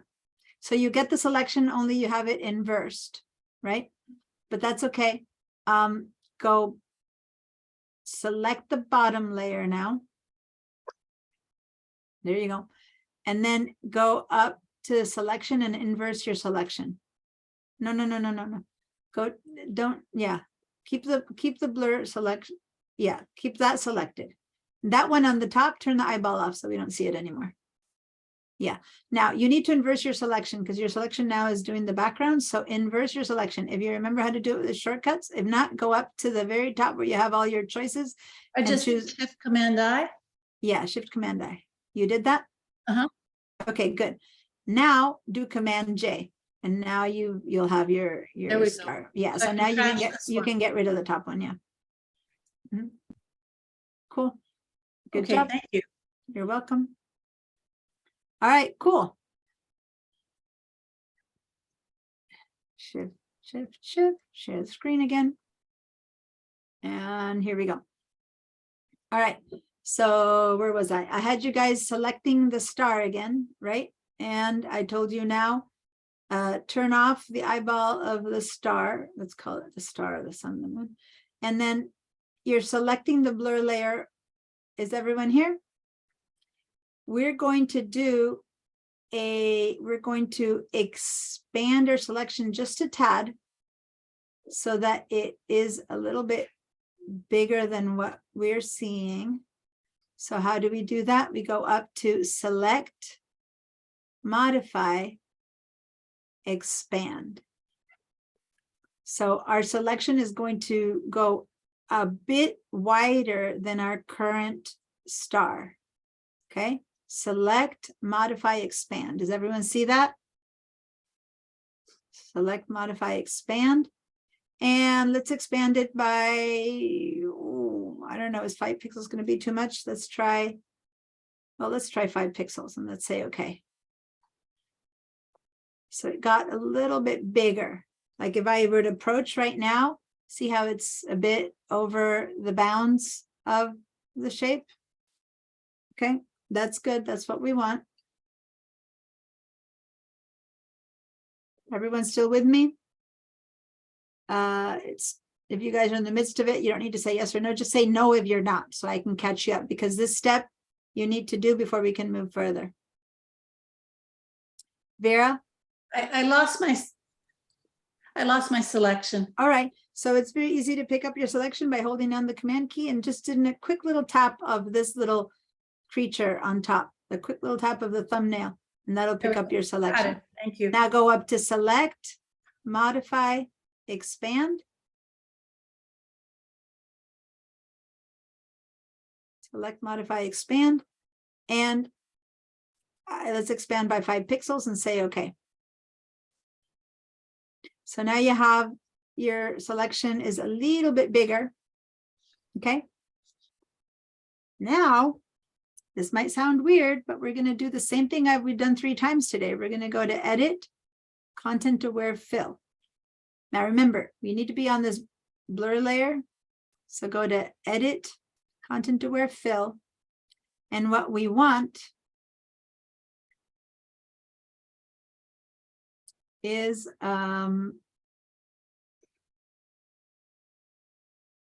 we want to kind of disappear the shape as much as we can. See what happened? It's using a bunch of what's out there to fill and cover over. It doesn't need to be perfect. Doesn't matter that it's chopped up people. All I want is that there be none of this person. Now, one thing I didn't do in our selection and all of this thing, I didn't add the shade. I'm probably going to rue the day later. I'm going to want the shade, but for now, never mind. Did this work for everyone? Do you see kind of like a continuous background, even if it's a bit weird? All right, give me a no or tell me no if it's not working for you, but you should basically see Yes. almost like this feature, this person disappeared. All right, I'm not getting any no, so I guess it worked for everyone. So let's say we don't want this on a new layer. We actually want it on the current layer, on the blur layer, which is a copy already, right? Okay, so go ahead and say current layer so that this happens to that layer that we called blur layer. And then let's say okay. And now basically what you have is showing you what got replaced, and it did its best to replace it with stuff that's there. For us, it doesn't matter too much if it's perfect. All we want is that now we have, watch, my bottom layer has the original image. My blur layer only has background. My star is here preserved. I know that some of you who didn't have a perfect selection don't have a perfect star. I don't either, but for now, it doesn't matter. Is that okay? We all got that? Okay. So now we're going to blur. The reason we did this is because we're going to blur this bottom layer so that it's realistic, but we don't want to blur the subject at all. And this is how we're going to manage to do it. This will look like it's standing on a background that has enough reality to it that we're not really going to see the background, but it's going to be clear. So now let's head over to the blur. Again, we can blur it in so many different ways. Let's go ahead and do it going up to the filter. Actually, I'm going to go ahead and copy this just for my sake. You don't need to do this. It's just that I'm trying to remember for when I teach it. So ignore what I just did. Let's head over to this blur. It's just for me. Head over to filter, blur, and we're going to go to Gaussian blur. There's a better blur for this that I would like to do, but we're kind of out of time. So I'm just going to go with Gaussian blur. Is everyone with me?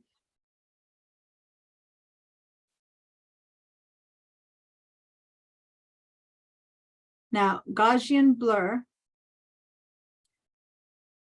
is, I can click around so I can see better what is being blurred. So here's an example. I'm going to move this up, and the more I move it up, the more that everything in the background is going to blur. See what's happening? I can go so blurry that it's like floating in the middle of nowhere, or I can just blur it a little bit, until I find a blur that lets me look at this image so that I can still tell that I'm on State Street, right? Like this is too much, you can't tell. I just want it to look near enough to blurry that it looks real, but that it doesn't distract me so much that I don't focus on the costume. So I'm thinking somewhere. What if it's not blurring? Mine isn't blurring when I move the arrow back and forth. So- Okay, could be that you don't have the preview turned on, so click on the preview box. It's turned on. It's Yeah. turned on. So are you here on the right? Let me see. Okay, are you blurring the right layer, the blur? And you have nothing else on top that's hiding it? 'Cause this is on top of it. Yep. Okay, so then share your screen. No, that's okay. I first go through the two possible options and then I have to see. Okay. So it's the blur is selected, the preview is Okay, there. so say cancel. I know what's happening. You have the selection. You have a selection of the star still alive, but it's blurring, but it's blurring behind the star, so you're not seeing it. So get rid of your selection, Command or Control D. Cool. And now go ahead and do the blur again. Filter, blur. You didn't go to Gaussian blur. Yeah. You ended up with something else. Yep, there we go. And now, yeah, now you're gonna see the blur, no question. Okay. Okay. Thank Cool. you. You're welcome. When you have something selected, it restricts the effect of that thing that you're doing, in this case, the blur, to just the selected area. So she was blurring behind the star. So although it was probably blurring, we couldn't see the blur. All right, so now I went ahead and said stop to help her. I didn't stop it at the right or wrong blur. I just went ahead and said stop because I had to stop, but it's not necessarily bad. I would probably blur a little bit less, right? If it were my choice. But do you see how when I said I'm going to rue the day that I didn't include the bottom, how it looks like it's floating on air? But, and here's the good news, we can choose with a mask, okay? And this is the combination of everything I taught you before and now. We can choose with the mask how much of this blur we want to see, because behind it, we have the real thing. And here we have the blurred version, right? Diana, So now, yes. can you go back a little bit when we have the selection on the first, on top of the layer, when you Here. did content aware? You did Can you- content aware? Yeah, can you share your screen so I can see where you're at, because it's easiest at this point. And I just want to acknowledge that it's 2 minutes to the end, so I'm happy to stay and keep helping you guys out, but if you need to go, you might need to finish the rest of it with the recording. Okay. I'll do my best. I want to show you one more thing to finish this up before you leave though, but let me help you for a minute here. So turn off your layer of your star so that I can see like the top layer. Where, oh, you have the zoom in the way. Turn off Okay. the eyeball, turn off the eyeball of the star. Okay, good. Oh, so see, you're blurring like same thing that Krista was doing. You're blurring behind the star because you had a selection. So go ahead and undo your Gaussian blur, go up and undo your Gaussian blur, go up to your history and go, no, at the very end, no, it's very bottom, just 2 steps up. Yeah, so Okay, okay. one up, before your Gaussian blur. Okay, One up, there you go, quick selection. Now, get rid of that selection because you want to blur the entire layer. So undo that, Command D or undo. okay. Now go select your blur layer, which right now is not selected. Oh, okay. No, down, no, on layers, select your blur layer. Yeah, and now go and do your filter and now it'll apply to the entire. Oh, okay. I was confused because you say go to the content aware, and I got confused. Yeah, Okay. the content aware was to fill in. Oh, Oh, didn't you do the content I aware? didn't do that. No, that's why I. Oh, okay, go ahead and say cancel. Okay. So that was, you missed a little step there and that's why I Yeah, wasn't aware of that. yeah. Okay, So go back. so go ahead and command click or control click that piece, pick up that selection again. You have to command click in there. No, just a little quick click. So command, hold down the command or control. And then give a quick click there. There we go. Now go down to the blur. Go down to the blur layer. And now do edit content aware fill. And I had us expand a little bit the edge, but it's okay. Don't worry. Yeah, I already did that. Okay. And then And say okay, right? now- Yeah, but we need to see it. It's not doing it yet. So it needs, I think it's working because over there I can see it in tiny. Yeah, say okay. And then say okay, and then they could do Yeah. the blur. Okay, the Yeah. filter. Now get rid of your selection though, first, Command D Command D. or Control D. And And now give it the blur filter. Blur. Okay. Okay. I missed that little thing. Okay. And now it'll be blurring whatever's in the background Okay. Okay. How much do you want to blur? as much as it needs, but I don't see it happening yet. So Oh, Oh, it there is. it It is. is. It is. yeah, it is. but it did it too much. So go ahead and undo and do it again. Bring the number down. Okay. Okay. Because that's too much. We still want to have an idea what's there. Okay, let me just finish what I want us to do for this file, and then you guys can get it like perfect as homework during the next 2 weeks that you have in between. And here's what I want you guys to do, because it's to make it more realistic now. And you can change, I probably would have blurred a little bit less, but anyway, that's what I have right now. So here's what I want to do. The bottom layer here is perfectly sharp. This layer is very blurry. So now I'm going to put a mask here and choose how much of that blur stays and how much of it goes by using, so I'm going to go ahead and mask. Okay, so the mask that we did before, the layer mask that we've used in the past, layer mask, it's empty. So every little bit of that effect is happening. And watch, just watch. I'm going to make a really big brush. Just watch this piece because you're probably gonna have to do much of this on your own. Make a very big brush, very big, very soft brush. Okay. Very big, very soft. And now I'm going to moderate the opacity. What's going to happen if I leave the opacity at 100% and I start saying, don't see this, then I'm back to 0. I'm seeing no blur. Instead, I'm going to go to like, I don't know, maybe you start with 5%, 3%. I don't know. I'm going to go with a bigger percent so you see what I'm talking about, 25%, but I would probably start more like it. And I'm going to start taking some of the blur off on the bottom. So it looks like this is sitting. See that? So I still have no blur there. Then I'm going to go down to like 4 or 5%. And I'm going to slowly start bringing in the other stuff gently so that it looks more realistic. See what I'm trying to do? I am having the blur kind of half hiding. So this is what I'm doing. So this is my mask. I am basically mainly, this is all blurred. What's white is all blurred.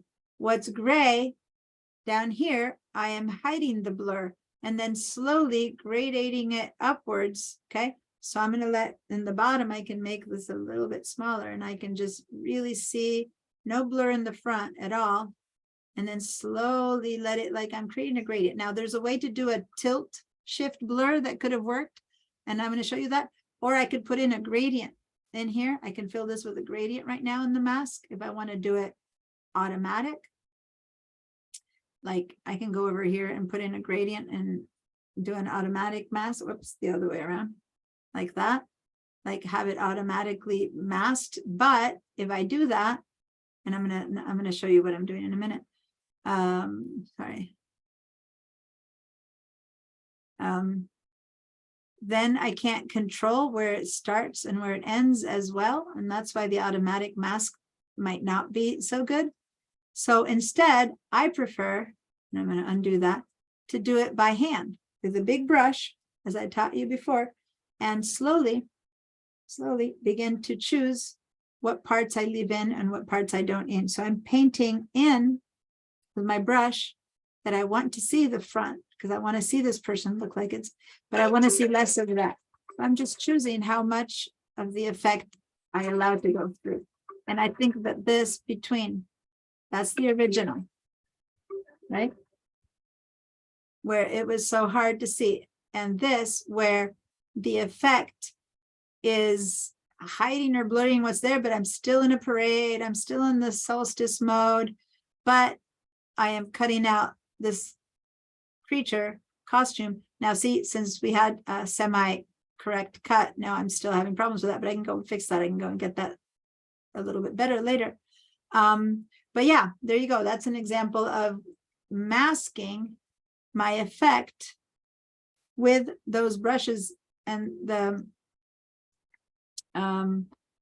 gentle allowing of whatever mask I did. Now, if you got too blurry, really too blurry on the top, then you might need to mask from up higher, right? To be able to see some of the parade goers. Depends on how much you blurred. As is, I blurred it enough that I think that it's got a couple of, it looks a little bit like a cloud. Like I don't like the effect too much of that blur. So I'm going to go in and I would go in and change that blur and fix it a little bit. But yeah, that's the idea. Questions? And if I think I unblurred it too much, I switch from black to white or white to black, and I give it more or less. So I think that a very small opacity here and gently bringing more of it in or more of it out is the way to go. Tell me what you guys think and any questions that you might have. Now, again, if I'm at 100%, what I'm doing is I'm taking away my blur completely with a mask. Right? And so it's not blurred. So that's not the point. I'm going to undo that. I want to gently take it away. And that's why I started at first with 25% and then went down to very little. And step by step, you let more or less of this in according to what you prefer to see or not see. No questions? I'm sure there's questions. I'm sure for someone it's not working. I'm offering to stay and help. No, I know. It's Gerard. I got so lost when we were doing this because I was having trouble with my computer that I'm just gonna watch the video, catch up on that. Are you sure? You can share your screen. I can help you a little bit. I'm gonna try that, and that way you don't have to be up till 6. No, I'm okay. I'm offering to help a little bit, but if no one wants to help, I get it. Now, for those of you for whom it kind of worked from the beginning, you might want to fix the fact that, for example, here, there was a stick that like I didn't mask, so I might need to go in and clean that. Like you need to basically fix all that. But how we're going to, for those of you who have a bad mask, because the mask didn't happen at the beginning, right? Like here you have missing pieces, quite a few if you have that. So this is what you need to do. Pick up the selection from where we have it, right? From this is as good as it got, right? Turn all those off, then go down here and keep working at it. Keep making the selection better. So I'm going to go over here and I'm going to add this tip, right? I'm going to keep working at it, you know, until I get the best selection I can. When I have the best selection I can, right? Then, so let's imagine that I just fixed my entire mask right now. All I did is add this little tip, but let's say that I spent some time fixing the whole mask. Then I get, again, the Command J, I put it up there and I replace that. So now it's, so now I have a perfect, so this is the one that I had before where the mask was missing. And now I fixed that by adding that, right? So all you need to do is go get a good selection again. And then you can easily put this person, because no matter what you do, it's all going to be better than what you had. You can only go and get it better and better and better, because right down here, we still have in the original, right? you still have the good the good person. So you, person, mass, sun, moon, you select it until you have a good selection, and then you do Command J, and you get a better version of the star. So this was my first version of the star. Now I got a better version of the star. And as you keep doing that, you keep making the image better and better. Okay, so I kept saying you keep fixing the mass. That's what I meant. You keep just adding. So over here, I have some weird bulges. I'm going to go fix them. When I'm done fixing all of that, I copy it up on top and I end up with the better version. Can I ask how you did that? Because Yeah. mine Mhm. didn't, at all Mhm. select around it. So I need to go back and fix a lot of it. And I just don't even know where to start right Yeah. now. So I'm wondering just how Yeah. to So start that. basically, imagine that my mask didn't work, right? Like Mhm. yours.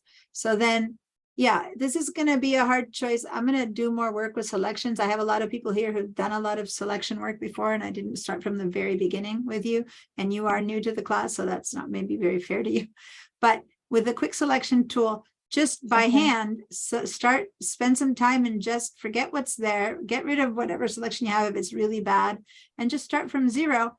And then just say, okay, now I'm going to select the arm and So use start with quick the selection original tool.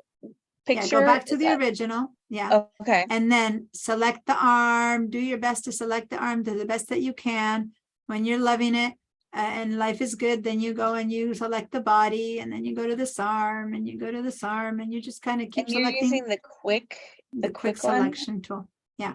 The one that I helped you use, where if you went over, you just hold the Option key and you fix to get out stuff that wasn't supposed to be there, right? But you basically have to build it yourself if the machine didn't build it for you.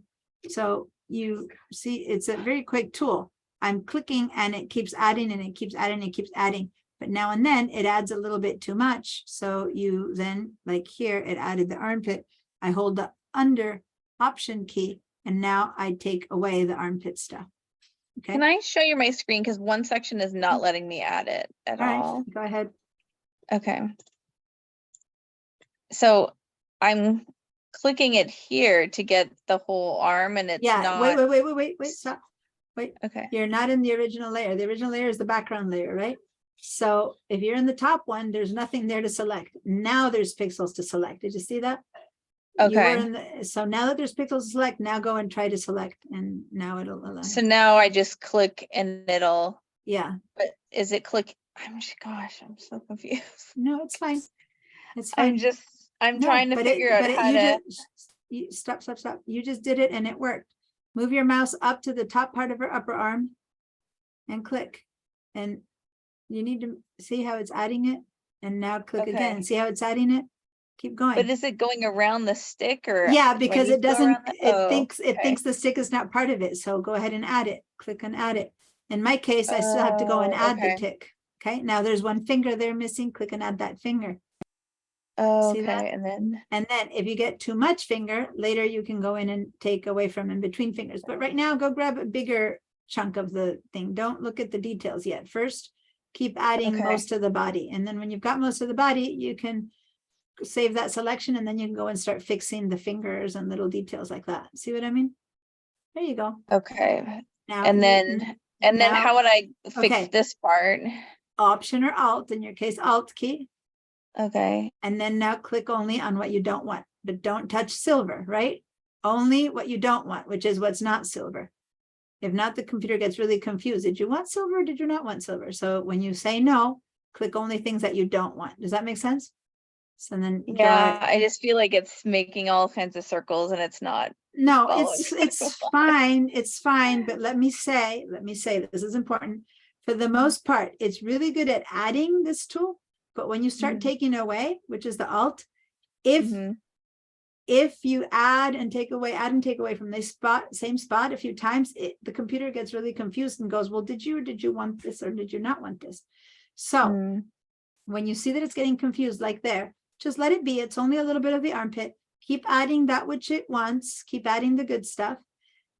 Then you can lasso the little bit under the arm yourself with the lasso tool. So for now, focus on what you need, not too much on what it's getting that you don't want. Okay, so keep going down into the arm, the chest area, the skirt area, keep adding. Now you have such a small tool there that it's having a hard time reading it all. You might want to make it a little bit bigger. But other than that, yeah, remember that. Yeah, I think, no, it's not that it's small. Yeah, Now you it's go. totally destroyed. no, that's Oh, okay. gosh. No, that's all right. So wait, stop. Stop, no despair. Command or Control Z, because you just made that one that made things kind of messy.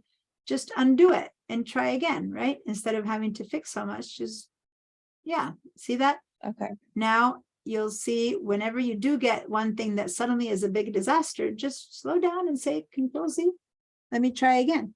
Because depending on what you click on, it might give you a different result. Does that make sense?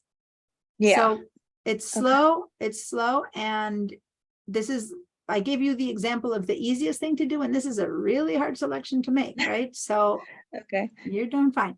So basically scooch up and get the legs and get the other part. And when you've got, or the head, yeah. So Weird. Okay. scooch down because you can't see the rest of it anymore, but yeah. Get there you go. That kind of worked for that. I The guess legs, yeah, and the 2 feet. Oh, I Now, took the whole that's, shadow. I'm not sure that I'm against that, but maybe not. Go ahead and Command Z, because I kind of like bringing it back in the way I did. So click just up there. Yeah, maybe a Ugh. tad more. No, it's okay, because that's the thing. The computer is seeing 2 grays, boots and gray. It's not your fault. You're telling the Mhm. computer to choose the end of that computer boot, of that boot, and it's hard to distinguish between the end of the boot and the end of the shadow. You know what I mean? So Okay. it's choosing all of it. So then that's the stuff that you need to go and do with your lasso tool by hand, because you know one is boot, one is shadow. The computer goes, oh, these are the same tone of gray, so I'm going to include it. There's things that it doesn't do automatically that you need to do by hand. So now you can go up And and you do were- the arm. You were using the lasso tool to add things and take things away. Yeah. Is it the same key? Is it like Alt and then? Okay. Shift to add and Alt to take away. Shift Okay. to add and Alt to take away. So for example, go ahead and say that you want to add that boot, right? Go choose the Mhm. lasso tool. Choose the lasso tool. Yeah. That's And it. then now hold the Shift key. Hold the Shift key first. And Okay. then click and try to draw a little bit more of that boot. There you go. Okay. And then if you want to take away, see how there's a bit of shadow under her skirt on right above where you are? There's like a tip of shadow on the asphalt. That's not there. That shouldn't be there. So now it's the other way Okay. around. Hold down the Alt key. Okay. And now kind of do a little circle around the stuff that shouldn't be there. And now go around and circle it. Yeah. And then go and finish where you started and take away. Right now you left a little bit there. So you need to take away a bit more of that little island that was there. So we hold down the minus and there you go. And it's working. You know the things, you just need to do it patiently. And then with Okay. that same tool, you can take out from under the armpits, et cetera, et cetera. Now save it now and then so that you don't lose this whole thing you've done. You can go back and say select and save the selection so that the next time, Oh. if perchance you make a mess, the most you lose is this, right? So go click and select. Say save selection way at the bottom. Okay. Call it, That's- you know, I'll just first call version pass, 2. or version 1, version 2, say okay, right? Okay. And then let me see, click somewhere else, like make a mess, like click with your lasso somewhere else and lose your whole selection. Okay. See how you lost that selection? You're like, ah, Yeah. all that work. Relax, go to select and load selection. So go to select, load selection, and choose version 1, version 2, say okay. And now continue from here. Okay. So every So I now can and save- then, every now and Okay. then save it so that you're not too far off, right? When you feel Okay. like, okay, now I worked for another 10 minutes, save it. And then you can maybe have up to version 10 when you're, and then you don't kind of go backwards and start from 0. Okay. So I can Okay. save it here and then come back Mhm. next week and Yes, keep working on it with the Yeah. video just so I can. exactly, exactly. So, So, and by the way, that's, we don't have class next week, but do work on it as much as you can during the week so that by next time, by the time we're done, like Mhm. 2 weeks from now when we meet again, you'll have a version of this that you finish that you can post on the Padlet. Okay. And I didn't tell people to do this, but please post on the Padlet your blurred version, which I forgot to tell people to do. And yeah, and then you can ask questions of stuff that maybe we didn't cover, right? But yeah, now you know how to save your selection, which hopefully people listen to the end of this recording and see that, and then how to load it again. That way you can kind of continue. Am I All right. saving this on my desktop? Is that? No, 'Cause if if you're on it's- VDI, you have to save it Yeah. into My Drive. So go ahead and share your screen again and I'll show you how to do that. Thank you all for whoever is still there. Many of you still checking it out. I mean, as I say, all you do is learn, right? So say save on your computer Is this? and then Do I just say save as or? save as or save, it doesn't matter in this case. And then save Okay. on your computer. And then go on the left side to Google Drive. My Drive, because you can't save on shared drives. And then Photoshop files, yeah, and there you go. Mask Okay. blur or star, moon, whatever you want to call this Okay. thing. And then save. You don't need to keep the word copy on it because it's not. Yeah, okay. And then say save. Cool. Okay, and then Okay. then next week, then I can open this up from here and Yep. it's like this. Mhm. Okay, great. Exactly. Thank you so much. You're welcome. Patricia, Vera, how are you guys doing? Any other help? I'm happy to stay and give you guys a hand a little bit more. No, Gerard, I'm fine. Lisa? I No? need to practice more. Thank you, Okay. Diana. Have All a right. happy I'm trying, it's funny, Thanksgiving. I'm between, this group is a very experienced group. I'm in between some of the newer people like Krista feel a bit lost because I'm not doing some of the basics, but I also don't want to bore people. So I'm giving you things that are a little bit more challenging. So hopefully we can find some in between place where everyone gets We are something out of not the bored, class. we laugh. Little No. step, we get No, lost. I don't want to bore you with very basic stuff, Oh, but I also don't want to lose the newer people, right? So I'm trying to Yeah. hit some in between. So, all right, Thank guys, you, Diana. have a good one. Enjoy your week, your Thank you. Thanksgiving. Have a great Thanksgiving, everyone, and I'll see you in Bye-bye. a week, in 2 weeks. In 2 weeks. Right. Bye.